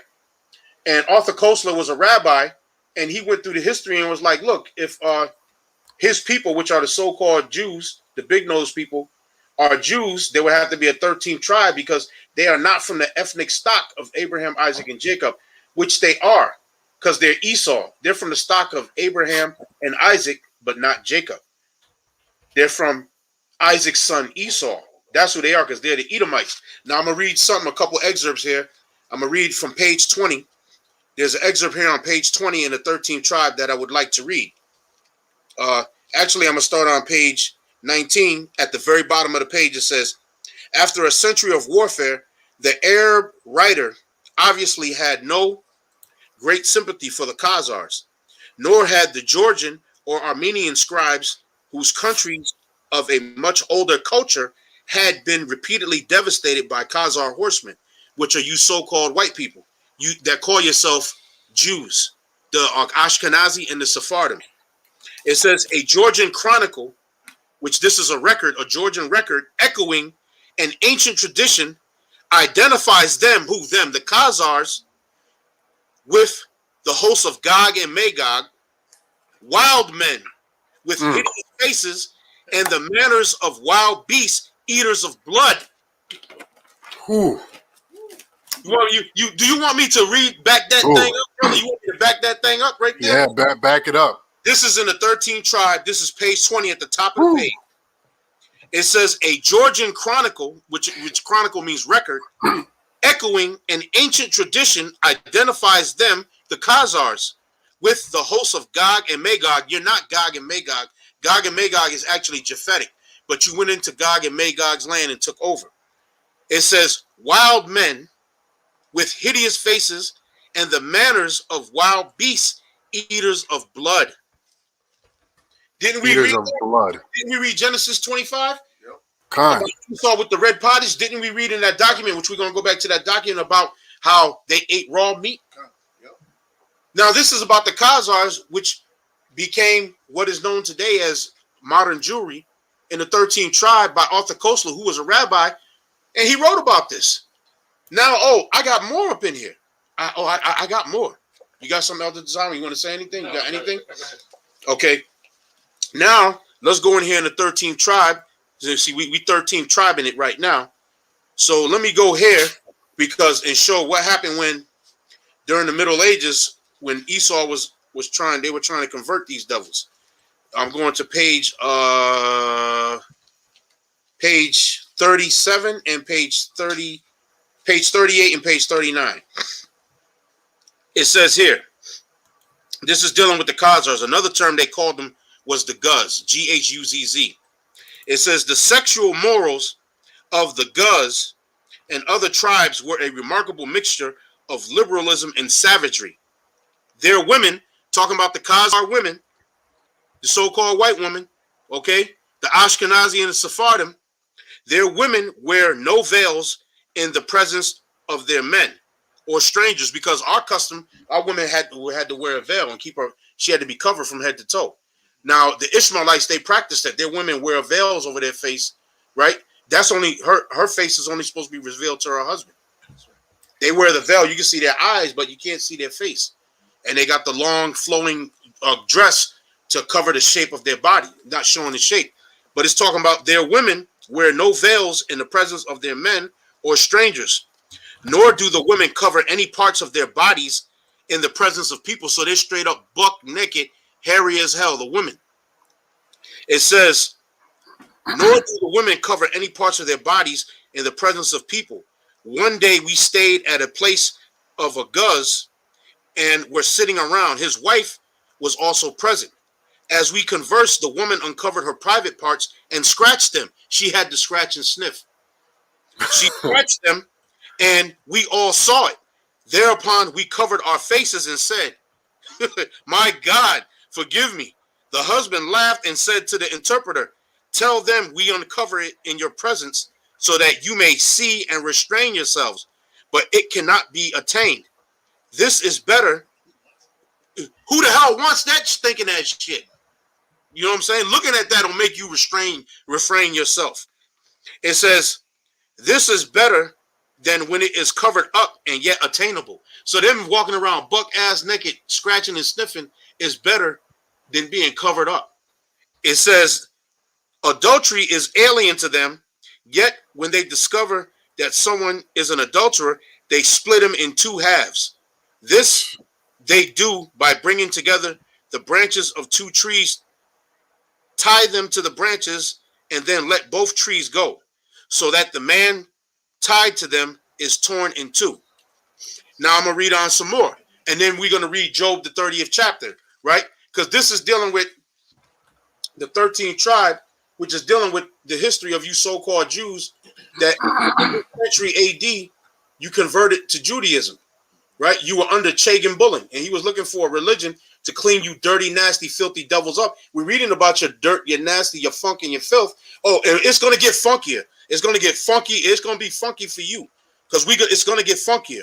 Because now we're going to read about the men. Page 39. It says, it's dealing with these Turks. It says, accustomed to the splendid baths of Baghdad, our traveler could not get over the dirtiness of the Turks. So this particular traveler from Baghdad that was among them, dealing with them, he couldn't get over their dirtiness because he's speaking about it. He couldn't get over the dirtiness of the Turks, not the cleanness, but the dirtiness of these people. Filthy, nasty, funky. Like I said, it's going to get funkier. It says the Guz, which is these Khazars, Wow. do not wash themselves after defecating or urinating. So after they take a number two, To this day. they don't wash their arse, all right, and they don't wash themselves after they pee, and after they take a dump, after they do a number That's Esau all the way, man. Esau, the so-called white man, okay, this is him 1,000%. 1,000%, okay? He don't wash his ass after he take a boo-boo. Oh, he don't wash his hands. His hands, if you in a building, You want to shake your hand. one of them corporate buildings, and Hell yeah. they'll be in there dropping a log of hell, and then they'll get up and come out and won't wash their They hands won't flush the toilet. and won't flush the toilet, and they'll walk right out the door, and you look at them like, what the fuck? And try to shake your hand and say good morning. You try to shake your hand and say good morning. Oh, hell no. It says, the Guz do not wash themselves after defecating or urinating, nor do they bathe after seminal pollution or other occasion. In other words, after having sex and they bust off, they don't even bathe after that. It says they refuse to have anything to do with water, particularly in winter. When the Guz commander-in-chief took off his luxurious coat of brocade to don a new coat the mission had brought him, they saw that his underclothes, now they had underwear on. So when he took off this coat he had to put another clean coat on, you're gonna put a clean coat on a dirty ass. Who the hell gonna put clean clothes on a dirty, funky ass? That's the so-called white man, the devil that the Bible speaks, cave dweller, the Caucasoid himself. I'm gonna read on. It says, when the Guz commander-in-chief took off his luxurious coat of brocade to don a new coat the mission had brought him, they saw that his underclothes, meaning his underwear, were fraying apart from dirt. For it is their custom never to take off the garment they wear close to their bodies until it disintegrates. So they had underwears on, and their custom was not to take the underwears off, but to let them disintegrate into the elements while they was wearing it. Straight up, is it funky enough for you? Is it funky enough? Because I'm going to keep reading on because it gets funkier. It says, and they wore the garment they wear close to their bodies until it disintegrates. That's the underwear. Another Turkish tribe, the Bashkirs. Oh, you gotta make them know also that At that time, the Turks were the blonde hair, Right. blue-eyed. Turks were blonde hair, blue eyed. The Ottoman Turks, right? Yeah. Which the Khazars became known as the Ottoman Empire, but then the other half of them also became known as what is modern Jewry to this day. Okay, they were converted to Judaism in the 8th century, right? And the ones who had converted to Judaism after the state of Khazaria was destroyed, because it was actually destroyed by Genghis Khan, and them actually took them down and destroyed the state of Khazaria. So then they fled, and of course, you know, they went westward into Portugal, Spain, and coming across to this way. But then the ones who stayed up in those lands converted to Islam and became the Ottoman Empire. So those Ottoman Turks are the same exact people, the Khazars. These so-called Jews, the big-nosed people, they are Khazars, and so are the Ottoman Turks. They're all Khazars, or basically Edomites, really what they are. So it says another Turkish tribe, the Bashkirs, shave their beards, right? And here's the kicker, and eat their lice like a person would eat rice checks or Cheerios for breakfast. They shaved their beards, and then they would sit there and eat the lice from off of their face and their body. Shave their beards and eat their lice. They search the folds of their undergarments and crack the lice with their teeth. And Ibn Fadlan watched a Bashkir do this. The latter remarked to him, "They are delicious." So this particular Arab cat, or basically Jake, was watching this dude just crack the goddamn lice. You know how you Like know, pistachios, like a bag of pistachios. you eat them, or sunflower seeds, you cracking them, and the Edomite, the Turk looked at him like, "They're delicious, aren't they? They're magically delicious, aren't they?" And like usually a trail mix. Like, yeah, like they were eating it like they were eating trail mix, right? So now we're gonna hit Job 30 and 30, and we're gonna go back to that document you was reading, because there's a second part to that document too. I'm gonna read a few verses before I go to 30. Okay, go ahead. Job 30 and 1. It says, "But now they that are younger than I have." That's gonna read a little louder. Okay. Read a little louder. It says, "But now they that are younger than I have me in derision." Right, which is the so-called white man, because they are younger than us. Because we went back to Genesis 25, they were born out of a black man and a black woman, Isaac and Rebekah. All right, they were born out of us. So they that are younger than I have me in derision. They got us in derision right now. Look at the state of our people throughout America and even throughout the world. All right, look at how Gad is living. They're living on the reservations. They're getting drunk. They get drunk out of their minds on the res. Right? You got Jake here in the ghetto. How Ephraim live, how Benjamin lives. You go to Jamaica, Jamaica's a fucking war zone. You can't be in certain parts of Jamaica, even if you're from Jamaica. You got to watch it when you go there. No matter where the tribe is at, in Colombia, down in Guatemala, Panama, Mexico. Oh, Mexico, how the Mexican mafia is running things over there. Look at how our people are living. Look at how they live. Go ahead, brother. It says, "Whose fathers I would have disdained to have set with the dogs of my flock." Right, the fathers of these people that Job is talking about, which is you Edomites, the wild man, right? The man of the forest, the man of the field. He wouldn't want to sit you with the flocks of his dogs, because why? You would sit there and freak off with the damn dog. That's why. You sit there and try to have sex with the animal. And you were having sex with the animals. You practiced that. It's called zoophilia. And you're actually right now in the process of trying to get that passed and legalize. You're trying to legalize, number one, pedophilia, but you want to also legalize zoophilia. That's bestiality. Bestiality, which is zoophilia, right? That's classic so-called white man. Classic. You are the devil that the Bible speaks of. And that's why they want to get rid of the Bible, because the Bible condemns bestiality and these things that he's trying to pass. That's right. You know? Go ahead, brother. It says, "For want and famine they were solitary." Right, for want and famine they were solitary. Just like when you read in the document how they were in the wilderness, walked around on all fours. They encountered beasts and they would kill the beast and eat it raw. Walked around on all fours.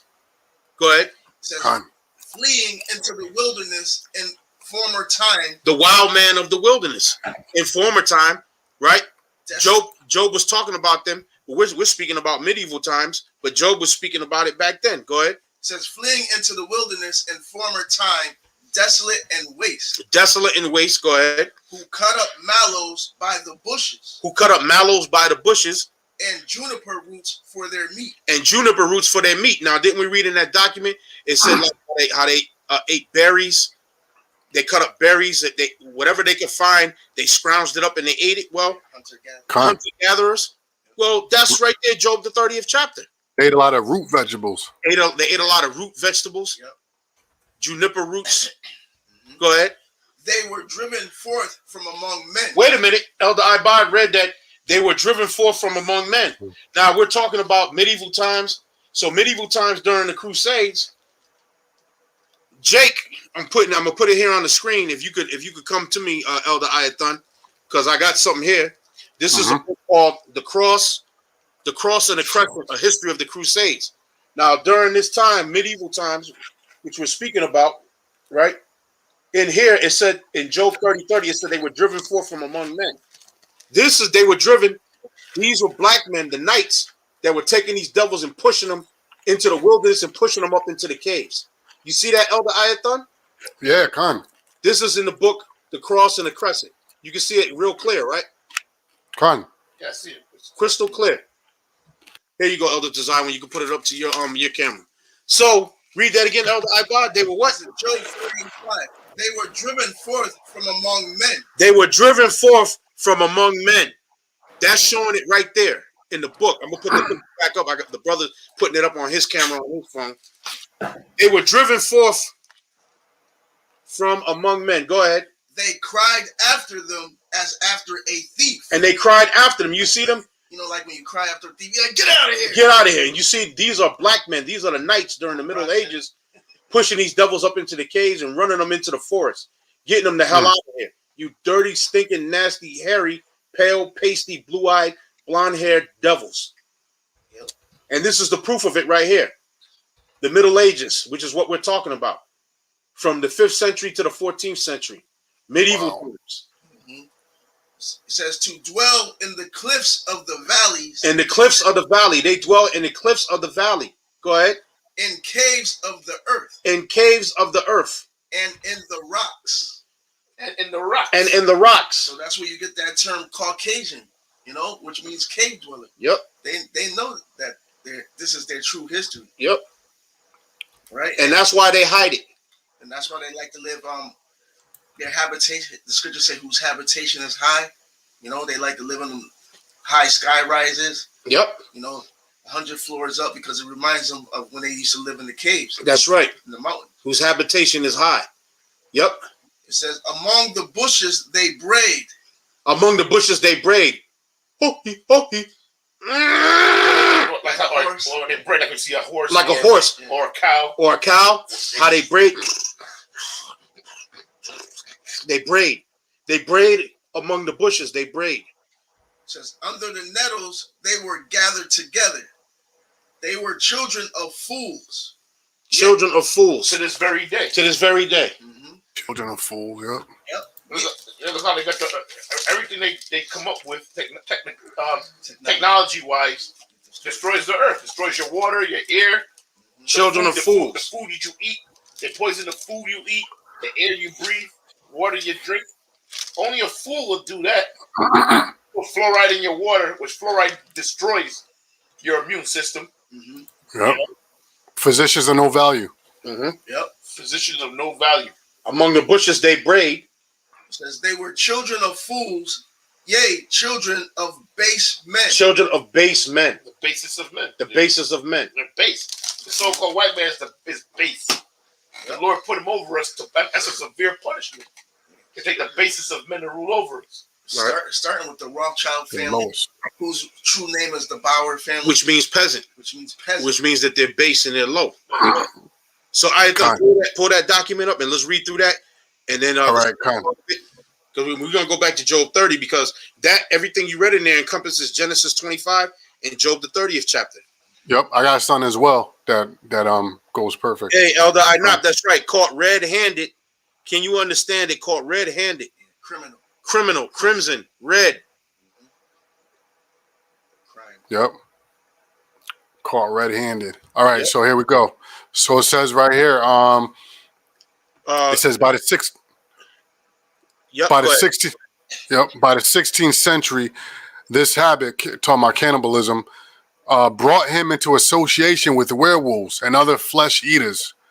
Wild men were commonly thought to abduct children, but often they only to fulfill parental instincts.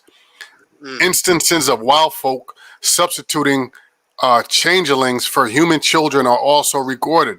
Right. Although Children, he, aren't they? yeah. Don't they abduct children and suck their blood and drink their Mhm. blood for the adrenochrome? They do that to this day. So the wild man is still doing what the wild man was doing back then in medieval times in the forest, whether it was Sherwood Forest or the forest in the mountains in France or in Romania, Georgia, Russia, whether it's in England, Scotland, Ireland, or in Germany, wherever the forests and mountain regions were, that's what they fought.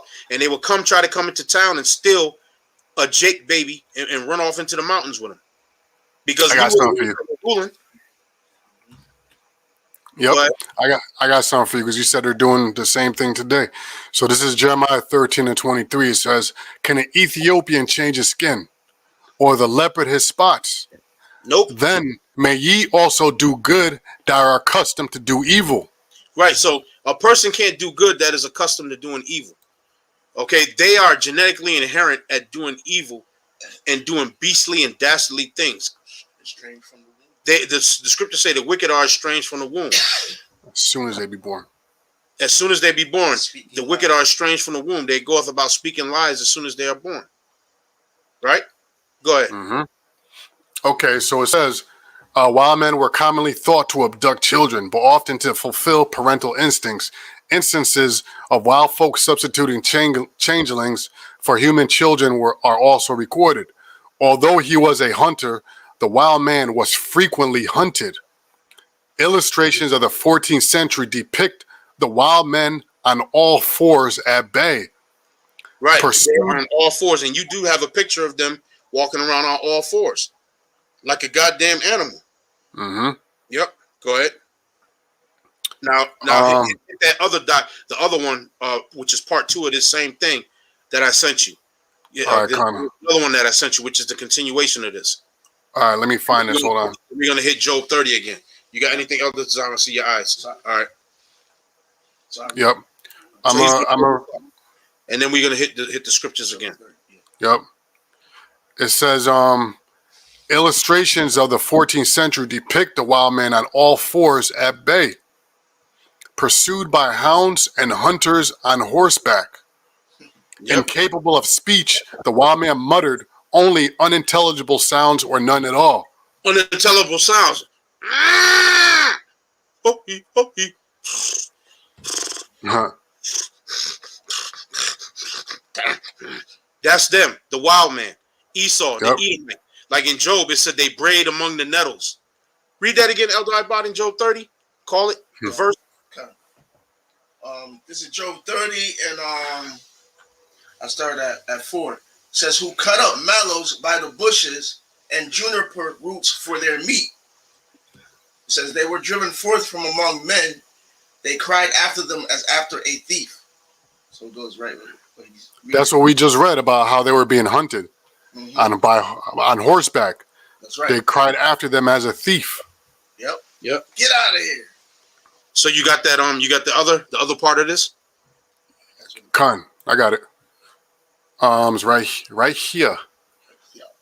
It says, thought to live in remote mountainous and forested regions, Wait a the minute. wild man. Remote mountains and forest regions. We read about that, right? Mhm. Go ahead. The wild man especially flourished in the wooded or alpine regions of the German-speaking lands. Of the German-speaking lands, which Jake was in control in the German-speaking lands. I do have Nature Knows No Color Lines, but I'm not, I got to kind of go through to get it. But in Nature Knows No Color Lines, it shows you all pictures of the black nobility in Germany, how Jake was ruling Israel. Israelites were ruling up in Germany. Germany, Scotland, Ireland, Austria, Sweden, Poland, the Netherlands, all of them different areas, Jake was carrying power.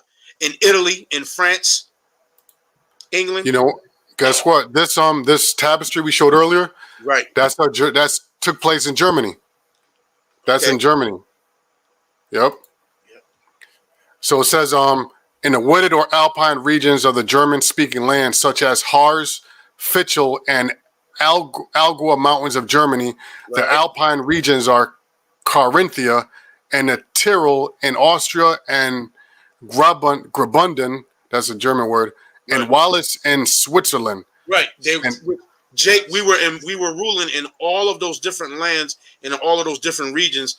Jake was ruling. As a matter of fact, what's this guy? The guy in the $100 bill. What's his name? Ben Franklin. Benjamin Put out a Benjamin Franklin got an essay called "Observations of Mankind," and it came out in 1751. And in the essay, he speaks about letting these Palatine Boers, which means Low German farmers, which were black, come to the United States, and he said they couldn't accept our language no more than they can accept our complexion. Because if they were the same complexion as Benjamin Franklin, then they would be so-called white people. They weren't. They were black, swarthy complexion. And he was complaining about how Asia, Europe, Germany, Sweden, France were all full of black people. Switzerland. You want me to read it? What's that?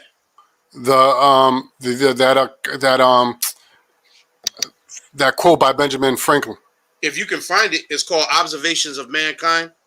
Yeah. Let me see if I can find it myself. I got it here. Oh, you got it? You have to go down to like the bottom. Oh, you already got it. Okay. So I can start from right here, I guess. It says and since detachments of English from Britain sent to America will have their places at home so soon, supplied and increased so largely here, why should the Palatine Boers be suffered to swarm in our settlements? Right. And by herding together, establish the settlements here in America. Go ahead. Mm-hmm. And by herding together, establish their language and manners to the exclusion of ours. Why should Pennsylvania, founded by the English, become a colony of aliens? Right. And those aliens are talking about those Palatine Boers, which means Low German farmers, which were black men in Germany. Like you showed that tapestry, which was in Germany. And that was like in 1440 in Germany, I believe. And to let them come here and basically come here and take over. That's what he was basically saying. Go ahead. Mm-hmm. It said, become a colony of aliens, who will shortly be so numerous as to Germanize us instead of our Anglifying them. Right. And Go ahead. will never adopt our language or customs any more than they can acquire our complexion. Look, so they can't adopt their customs or their language no more than they can adopt their complexion. So these people in Germany he was talking about wasn't the same complexion as Benjamin Franklin and the white settlers that were here in the U.S. at the time. And this was in 1751 when he wrote this essay. Go ahead.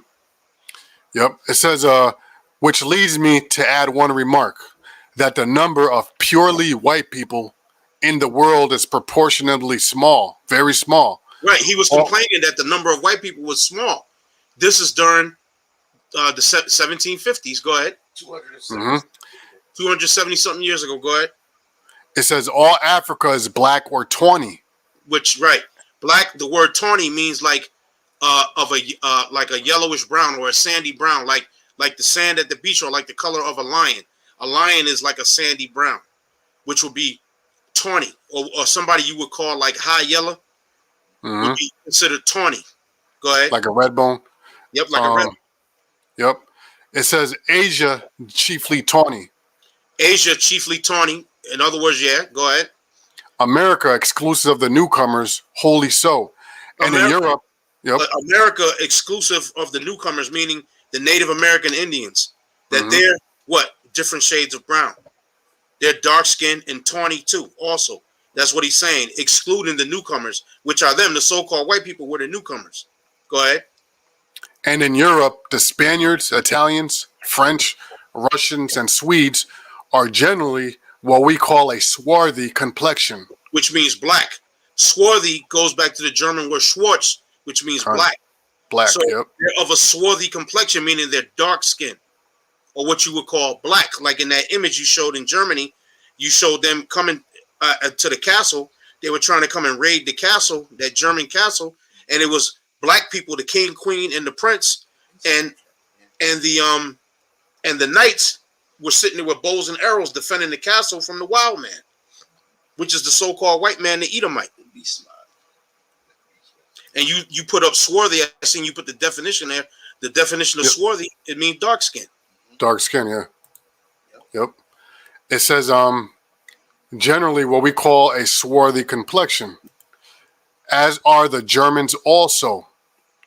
The Saxons only accepted, who with the English will make principal body of white people on the face of the earth. So, man, the Saxons also, the Saxons, which means the sons of Isaac. Go ahead, read that part again. Con. It says, and in Europe, the Spaniards, Italians, French, Russians, and Swedes are generally of what we call a swarthy complexion. Notice it says the Russians also are of a swarthy complexion, dark skin. Go ahead. As are the Germans also. As are the Germans also. That picture you were showing of the Germans that were about to be invaded by the wild men. Mm-hmm. Go ahead. The Saxons only accepted, who with the English make the principal body of white people on the face of the earth. Well, the word Saxon means sons of Isaac. Now, you so-called white people, you can claim to be a Saxon, which is a son of Isaac, because Esau is a son of Isaac, but you're not the Anglo-Saxon. The angelic sons of Isaac came out of Jacob, which is the 12 tribes of the nation of Israel. So the so-called white man, yeah, he can be a Saxon.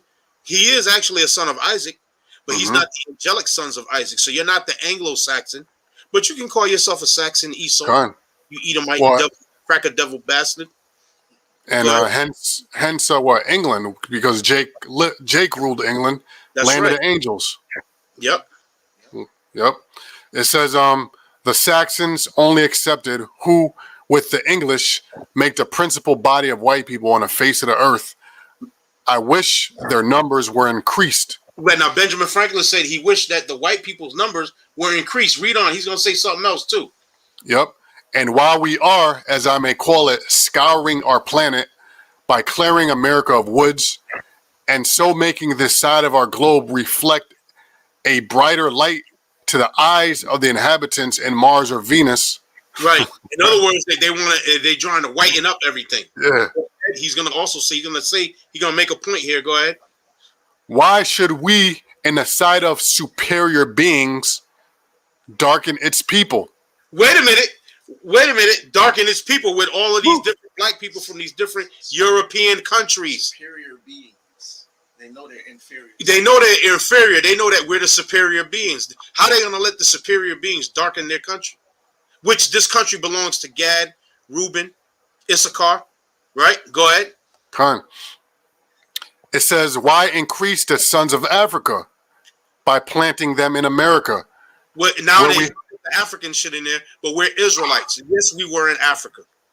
All right, but we're Israelites. Yashar Allah. All right. Con. It says, why increase the sons of Africa by planting them in America, where we have so fair an opportunity by excluding all blacks and tawnies of increasingly the lovely white and red. Wait a minute, the lovely, we exclude all these black and tawny people, and we increase the lovely white and red. Now showing you that they know that they're the red man, that they're the Edomite. Now, he didn't say that the Native Americans were red people, right? He said the lovely white and red. He said the blacks and the tawnies, exclude them and increase the lovely white and red. Because really they're not white, they're red. The first came out red all over like a hairy garment named Esau, because they are the Edomites. Now, one of the brothers, GMS Hawaii, was asking if the link could be posted, I guess, for the article, observations of the Benjamin Franklin article. I guess that's what he was talking about. He's asking. Okay, Con. Hey, that book you had earlier, brother, was asking what the name of it was, where you had the Edomites, this one, the Edomites being pushed into the mountains, is called. The book is called "The Cross and the Crescent: A History of the Crusades" by Malcolm Billings. It's And called. what's the other one that you opened up and had the cavemen? Oh, the caveman. This one is called "In the Age of Mankind: A Smithsonian Book of Human Evolution" by Robert Lewin. It's called "In the Age of Mankind: A Smithsonian Book of Human Evolution" by Robert Lewin. And this was produced by the Smithsonian. That's the name of that book, and that was the name All of right. Okay. So I got the other article you sent me earlier. If you want me to we're gonna go back to Job, and then we're gonna finish up in that right there. all right. Job 30. So this is Job chapter 30, verse says, "My skin is black upon me, and my bones are burned with heat." No, I meant the part about dealing with Esau and the mountains. That part. We're just gonna Read brush it over again. it again. Yeah, read it Okay. over it again. Yep. So it can be no mistake on who these so-called white people are. All right. In medieval times, they called you the wild man. Okay. Oh, another name they called you in medieval times was the woodwose. The woodwose means the wild man of the woods. So they say, in medieval times, you had the woodwose out there in the forest. Well, the woodwose means wild man of the forest. Mm-hmm. But Job 30:3. "For want and famine they were solitary, fleeing wilderness, in former time desolate and waste, who cut up mallows by the bushes and juniper roots for their meat. They were driven forth from among men. They cried after them as after a thief, they cried after them as after a thief. Go ahead. to dwell in the cliffs of the valleys and caves of the earth." To dwell in the cliffs of the valleys and the caves of the earth. Now go back to there and read that part where it says not limited to regions. However, the wild man. Okay, was it this one? It says thought to live in remote, mountainous, Go ahead. and forested regions. But you read that part already. I want you, because we're trying to end it. So go down to where it says figure 2, not limited to these regions. However, the wild okay, con. man, at the middle of the paragraph, right? Got it. It says not limited to these regions. However, the wild man myth thrived through Western and Central Europe. In these forests, the wild man was said to make his home in caves, rocky crags, dank burrows, hollows in tree trunks, and other rude places. Other rude places. Go ahead. Occasionally, he fashioned primitive hovels of branches and mud. An 11th century Hessian document refers to such an abode as a wilder weebu hus, a wild woman's house. A wilder weebu husk, a wild woman's house. Go ahead. Toward the end of the 14th century, Heinrich von Hessler states in Diapocalypse that the wild man lived only in places unfit for human habitation, in fens and woods, in water and in mountains, in caves and in bushes. Woo! Go ahead. I we're going back to Job 30. 30 and 6. let me, Babak Shaf, I gotta bring this out right quick. Right. In Slovakia. Damn, I just had it. Slovakia. Wait, I lost it. If I'll let you know when I got it. Mm-hmm. He'll let you know when he has. Okay. He'll let you know when he has it. It says to dwell in the cliffs of the valleys and caves of the earth. They dwelt in the cliffs of the valleys and the caves of the earth. This is Job 30 and 6. He's reading. Go ahead. And in the rocks. And in the rocks. Didn't we read that in that document about the wild man? The wood wolf, the forest dweller, the cellar dweller himself, The Caucasian. the tree trunk funk. Read that part again. The wild man lived only in places unfit. It says the wild man lived only in places unfit for human habitation. For human habitation. Wow. Go ahead. In fens and woods, in water and in mountains, in caves and in bushes. In caves and in bushes. All right. Go ahead. Jungle Book, man. It says among Job 30 and 7, among the bushes they brayed. Among the bushes they brayed.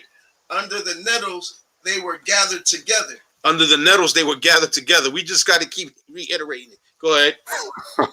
They were children of fools. Children of fools, because this devil, everything he does in here He's polluting the very earth that you got to live in, polluting the very Con. you got to eat, the water you breathe. Fools. Go ahead. Children of base men. The lowest men on the planet. Children of base men, the lowest of the low. They were viler than the earth. They were viler than the earth, man. We read about they dealt and lived in places that humans couldn't even live there. But they're not human because they're the devil. They're the beasts. man. The beast man, the wood wolves, the cellar dweller. All right? You got something to Zion? No, no. So that I got something right quick. If design I got. Elder Ayathan. All right. So this is we're gonna go back to the beginning. Now this is in Genesis chapter 3, and I'm gonna start at 13. And this is going to the serpent and Eve, which we all know serpent was the wild man, was Esau, the caveman. Yep. Right? Referred as a serpent. It says 3 and 13, and the Lord Yahweh Ba'Shem Yahushai said unto the woman, what is this that thou hast done? And the woman said, the serpent beguiled me, or the wild man beguiled me, and I did eat. Right? And the Lord said unto the serpent, which is the wild man, because thou hast done this, thou art cursed above all cattle, and above every beast of the field. Upon thy belly shalt thou go, and dust shalt thou eat all the days of thy life. Now, dust represents a state of confusion, right? A low state. What we're reading and the photos and everything we've been depicting, all the history, is Esau in a low state, a confused state, no language, didn't know how to clean himself, no law, statutes, commandments. This is why he's referred to as a beast, because a beast just follows his instincts, his wants, with no law, statutes, and commandments to govern it. And this is a philosophy that Esau, or the wild man, gave to Eve, right? That that's what he gave her to eat, was this philosophy is do as thou wilt, right? Which was made famous by Aleister Crowley, meaning do whatever, YOLO, do whatever you feel like doing. If you want to pop an animal, go ahead and pop an animal if that's what you feel like doing. So that's Esau. So this is all history that Esau is hidden, man, through the spirit of the Lord. Like it says Obadiah, how the hidden things that Esau sought up. Lord got us, man, through the spirit, bringing Esau's just being exposed for everything. Since you made mention of that, right? You read about Adam and Eve, right, in Genesis 3. Now I got a picture here I want to show. Adam and Eve was black, by the way. This is a book called Our Living Bible, right? Our Living Bible. Can you see it up there? I done. I can see it. Our Living Bible. Now here, when we open this book up and we go to page 152, there's an image of Adam and Eve. It says here, as the serpent beguiled Eve, 2 Corinthians 11 and 3. Adam and Eve on a fresco from the catacomb at Naples. So this is from Naples, Italy. In the catacombs at Naples, Italy. Right? And what do you see there? Adam and Eve. What color are they? They Jakes. Dark, tawny. No, swarthy. Swarthy, yeah, that's what I meant, swarthy. Yeah, swarthy. Look at that. This is Adam and Eve from a fresco in Naples. In this book called Our Living Bible. Adam and Eve. Check it out. I don't know if you want to put that on the screen over there to Elder Tazaiwan. So you went to Genesis 3. I said a fresco from Naples. That's just to cap it off, because we pretty much nailed it. Yeah. Nailed it. If you got something you want to finish up with, Yeah. You got something to Zion? Yeah. This is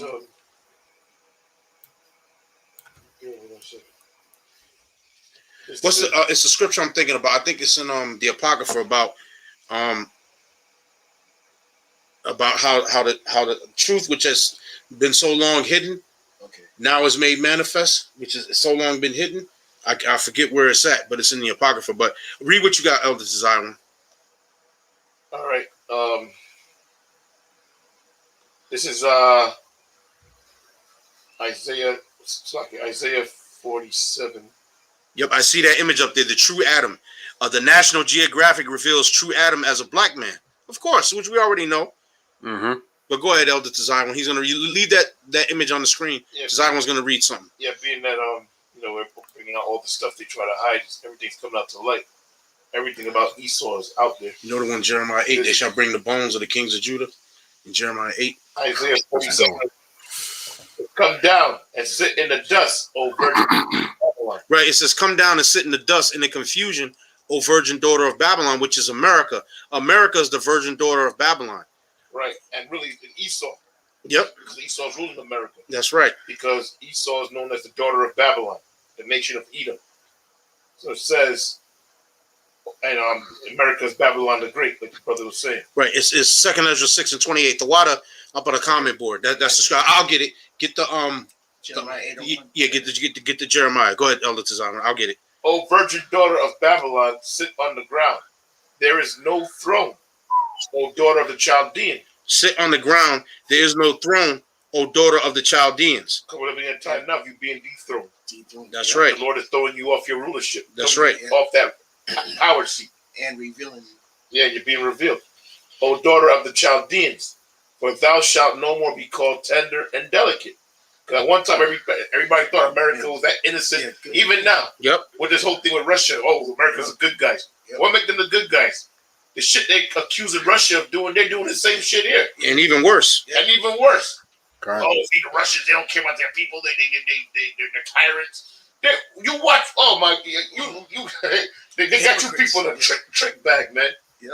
Come on, some tyrannical shit. You just hold on and wait. Because we're living in those times, man. Jacob's trouble. That's right. And everything else that come with it, man. It's gonna be holy hell out here in America. If they already taking away your freedom of speech, now they're saying if you have different talking heads out there saying, look, man, I mean, Russia's doing this and that. What we got to do with that? So for you to say that now that they're cancel culturing you, they're saying that you should be put up on charges of treason. All right, they go to your freedom of speech and freedom of thought. All right, And expression. all right. Yeah. So he's a hypocrite. But anyway, it said, "O daughter of the Chaldeans, for thou shalt no more be called tender or delicate." Take, and as you can see, the nations they're all, even the NATO countries are talking shit against America. That's right. As going according to prophecies, because they're saying, look, y'all doing all this shit. Look, man, we don't really care what Russia's doing. Y'all trying to bring us into this war. We don't want that. Right. You know? And that prophecy's gonna be fulfilled. The beast shall hate the whore. So anyway, it says, take the millstone and grind meal. Uncover thy locks. Make bare the leg. Uncover the thigh. Pass over the rivers. Uncover the, make bare the leg, read that again. Take the millstones and grind meal. Uncover thy locks. Make bare the leg. Uncover thy locks, make bare the leg. In other words, your nakedness is being shown. But then in another aspect, if you go back to the time of early America, the settlers, the women wore bonnets on their head.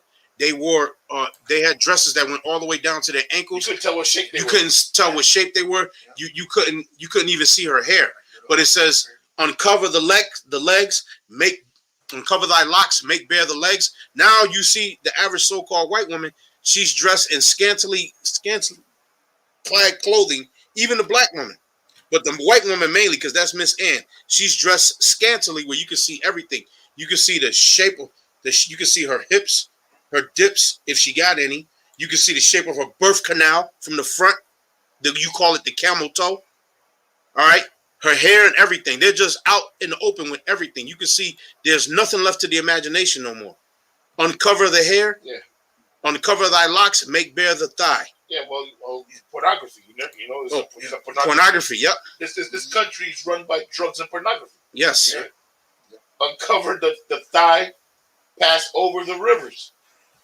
Like naked, uncovered. Their nakedness is uncovered with everything that's being broadcasted on the news, and with the critical race theory, with them trying to hide the harsh things that they've done to us and to black and dark nations throughout the world. They're trying to hide everything that they've done. And Yeah. what we're doing right now, we're uncovering that. This lesson is about uncovering who the wild man is: Esau, the beast, the devil, the vagabond, the scum bucket, the Edomite himself, the Edomite that ain't all right. Oh, by the way, we're not ignorant to Satan's devices. We understand they have that pressure from above, pressure from beneath. The ones that are pushing the critical race theory is Esau. Yep. It ain't some Jake one day. Yeah, we're gonna go. No, Esau's doing that to because he really believes he's the Most High. He's masterminding shit. Yep. The Lord is using him. There is gonna be a race war out here, man. Yep. Those are just seasonings for the race war. That's right. Because the international bankers were the ones that's pushing all this race theory and all this Right. to cause the right. Yep. Yeah, Terrell Jacob. Right. Yeah. Jake didn't come with that shit. First of all, Jake don't even know their history. They don't know nothing. They didn't know anything because they watched the brothers pushing on the YouTube, man. Right. Watch the prophet. Because prior to us, nobody was really pushing all that historical. All of a sudden now, nigga, yo, Black Towns was nigga, y'all. Niggas, only thing you concerned with is getting some weed. But all of getting a something sudden to now drink. they're experts. Right. Yeah. You know. Because they watch the Lord's prophets and they steal his word. Right. Yep. So anyway, it says here, this is verse 3, Isaiah 47:3. Thy nakedness shall be uncovered, yea, thy shame shall be seen. And we were showing you your nakedness uncovered, the wild man, the nasty beast man, the funkazoid, or how you were cracking lice in your mouth like Cheerios for breakfast and rice cakes and checks. Okay, we showed that.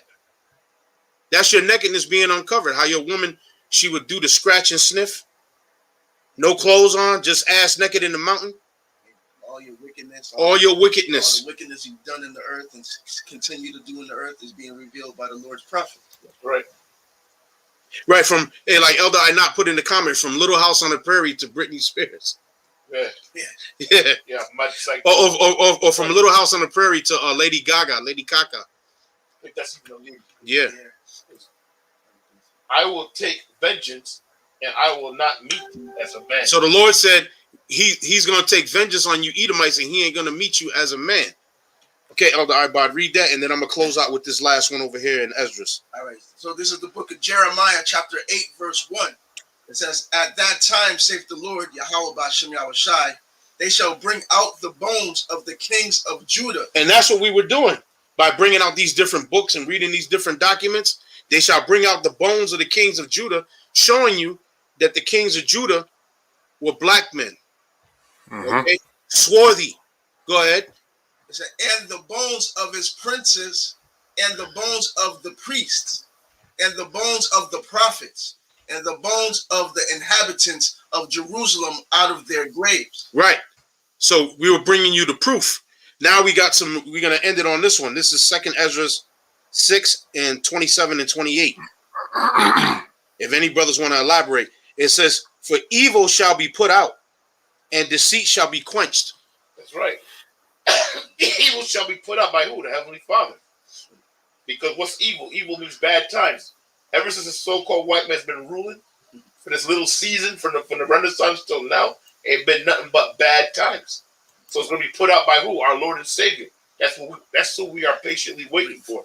Yep. Yahweh Ba'Shem Yahushai, who the world ignorantly called God, and his son, who ignorantly called Jesus Christ. His name is Yahushai. And he's black, and he's our Savior, and he's going to save the elect of the nation of Israel. And he's going to burn America and certain parts of the earth. And all the nations will be subdued by him, man. And he made his men, the nation of Israel, to be joint heirs with him, starting with the elect. That's right. Yep. All right, and we're going to be living in peace, harmony. Then there's going to be peace on earth. Yep. Righteousness. We're going to be super duper rich, not according to what you call rich. Way beyond that. Go way beyond that. Way the hell Because we're beyond going that. Real generational wealth. It ain't gonna be FRNs. It ain't gonna be fractional Ain't gonna reserve be none of banking. that bullshit. Our money is gonna be backed by gold and silver. Ain't gonna need no effing It license. is going to be gold and silver. Gold, silver, slaves, Right. Slaves, Rubies, cattle, precious land. stones, gems. We're gonna have, like the brother said, we're gonna have slaves. All you nations are gonna be our slaves, Other planets. especially the so-called white men. You're gonna be our slave. That's right. All right. Our possession. We're gonna be on top, man, and that's what we're patiently waiting for. clean water, clean air, Yep. food that we never could believe. So we're eating doo-doo right now, man. Yeah. Yeah. I don't give a fuck what super. I don't care what supermarket you go to. You're eating shit. Yeah. Scripture says we shall eat what? Our meat defiled amongst the Gentiles. Gentiles. Right. Sometimes. So that's what we're waiting for. So go on with that. Yes, we again. 2nd Ezra 6:27. For evil shall be put out, and deceit shall be quenched. And deceit's all them lies, man.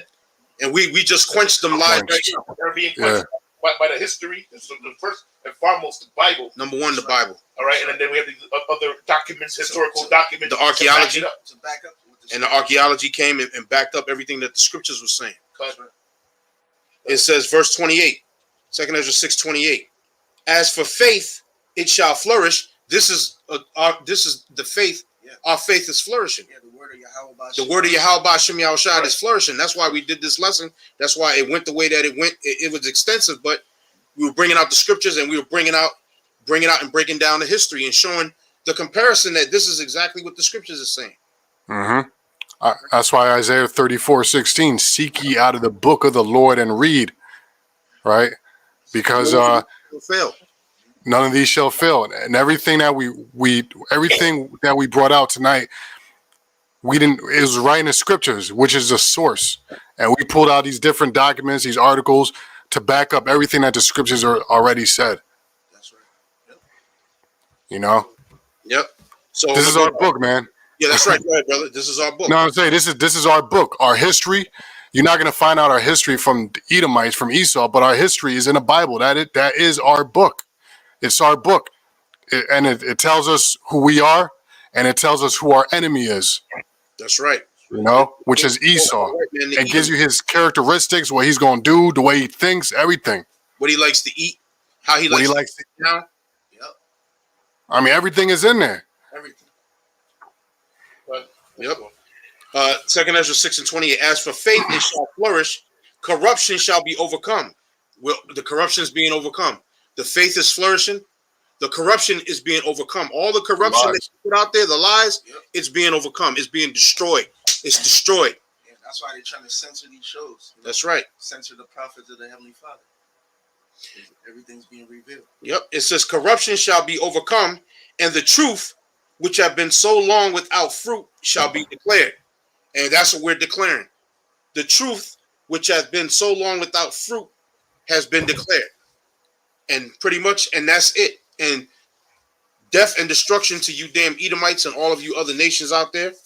And we like to say shalom to Israel, and we like to give all honor, glory, and praise to Yahweh, Ba'ashem Yahushai, Hashem, Kodash. and we like to say shalom, and hope you brothers and sisters on the comment board, hope you learned something. Shalom. Hey, shalom. Listen. Shalom. Shalom. Shalom. Shalom, I not. I thought you stayed there, man. Yeah, Bishop Inab, shalom. The bishops and the apostles in there, shalom.